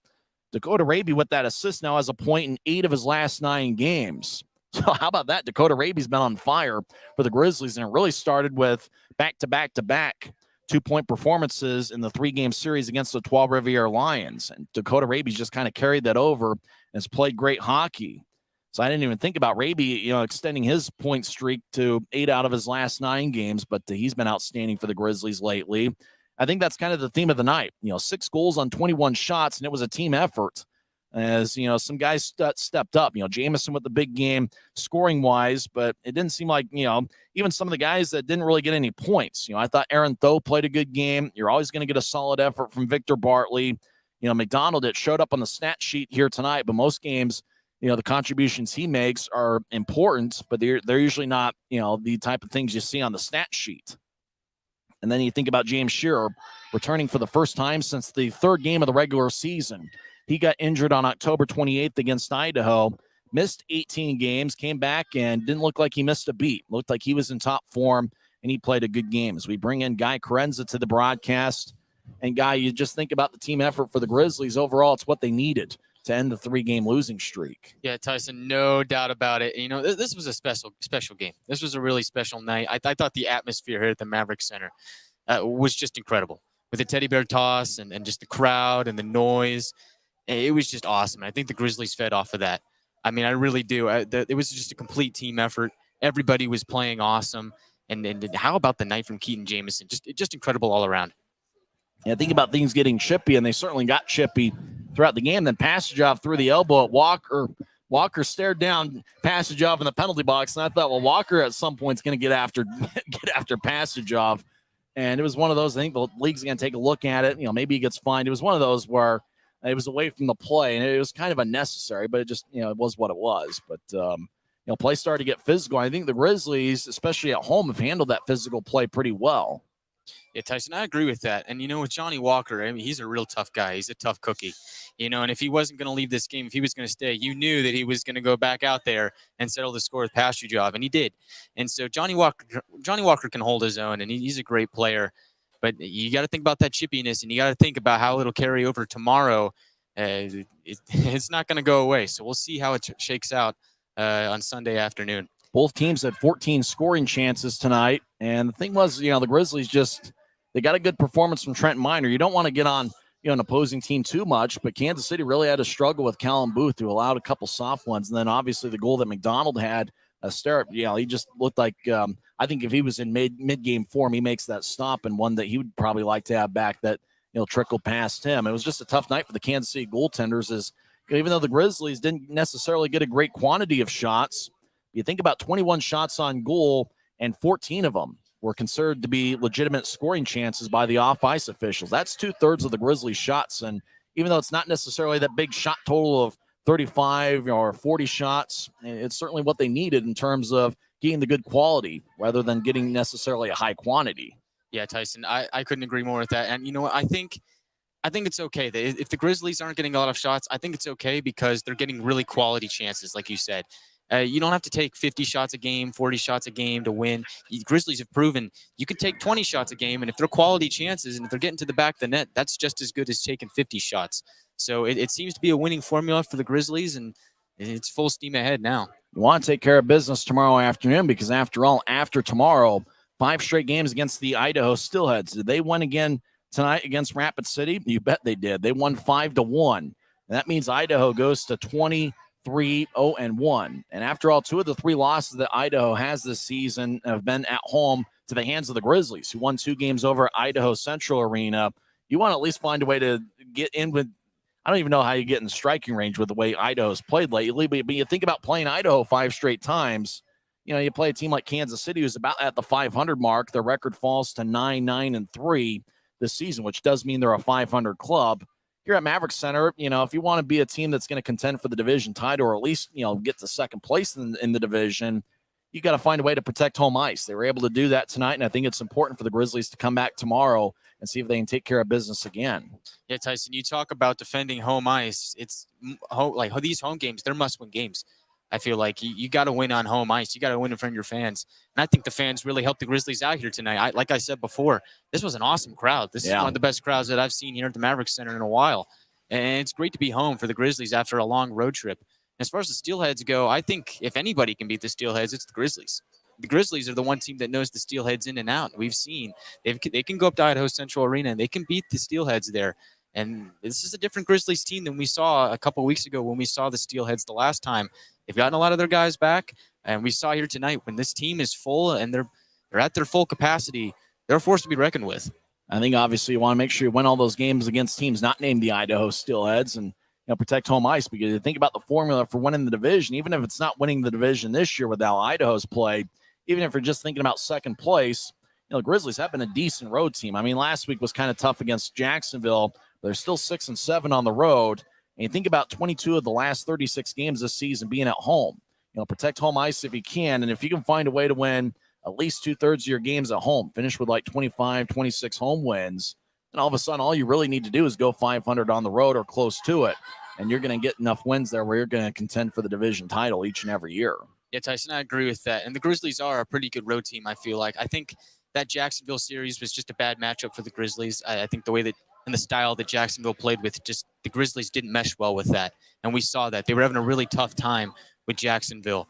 But you look at the other games that they played on the road across the board, they've done really well.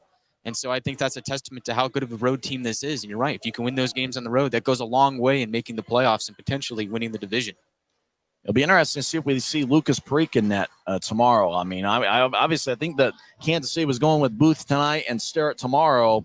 Trent Miner looked really good, stopping 26 of 29 as he picked up his 3rd victory of the season. In fact, he's won back-to-back Grizzlies home games. Is this the first home game we've had in the month of December? It's kind of weird to think because it's already December 17th, but it's only the first home game in December. Remember, the last home game before tonight was the Trent Miner 30-save shutout. You were the PA announcer that day. That's right. And the Grizzlies ended up being beating Trois Rivières 4-0.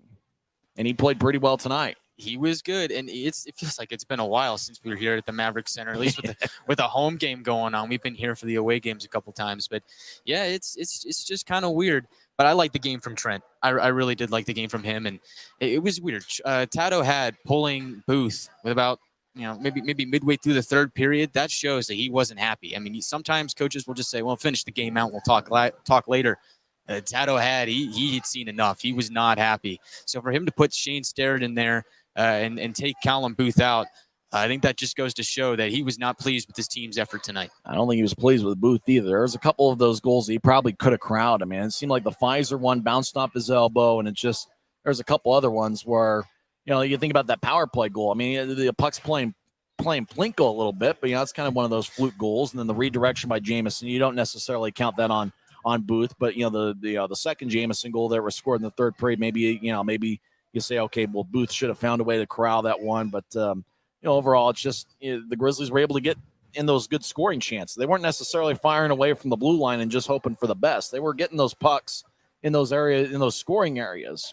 And I think before the Jacksonville series, the Grizzlies were really doing a good job offensively and getting in those areas.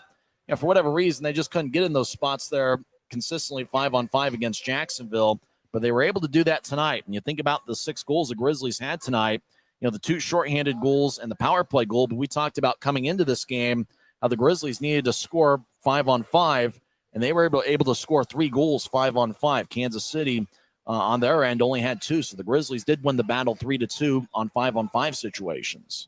Yeah, Tyson, that's huge. You talked about it at the top of the game. Could the Grizzlies score 5-on-5?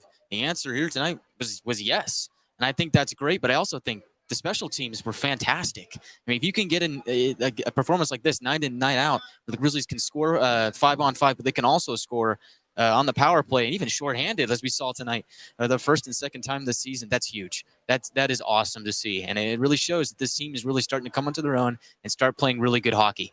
Kiki Crum's she's typing up the post-game story as we speak. Which paragraph are you on? She's on the very last paragraph talking about tomorrow's game, which is going to start at 3 o'clock. We'll catch that at UtahGrizzlies.com.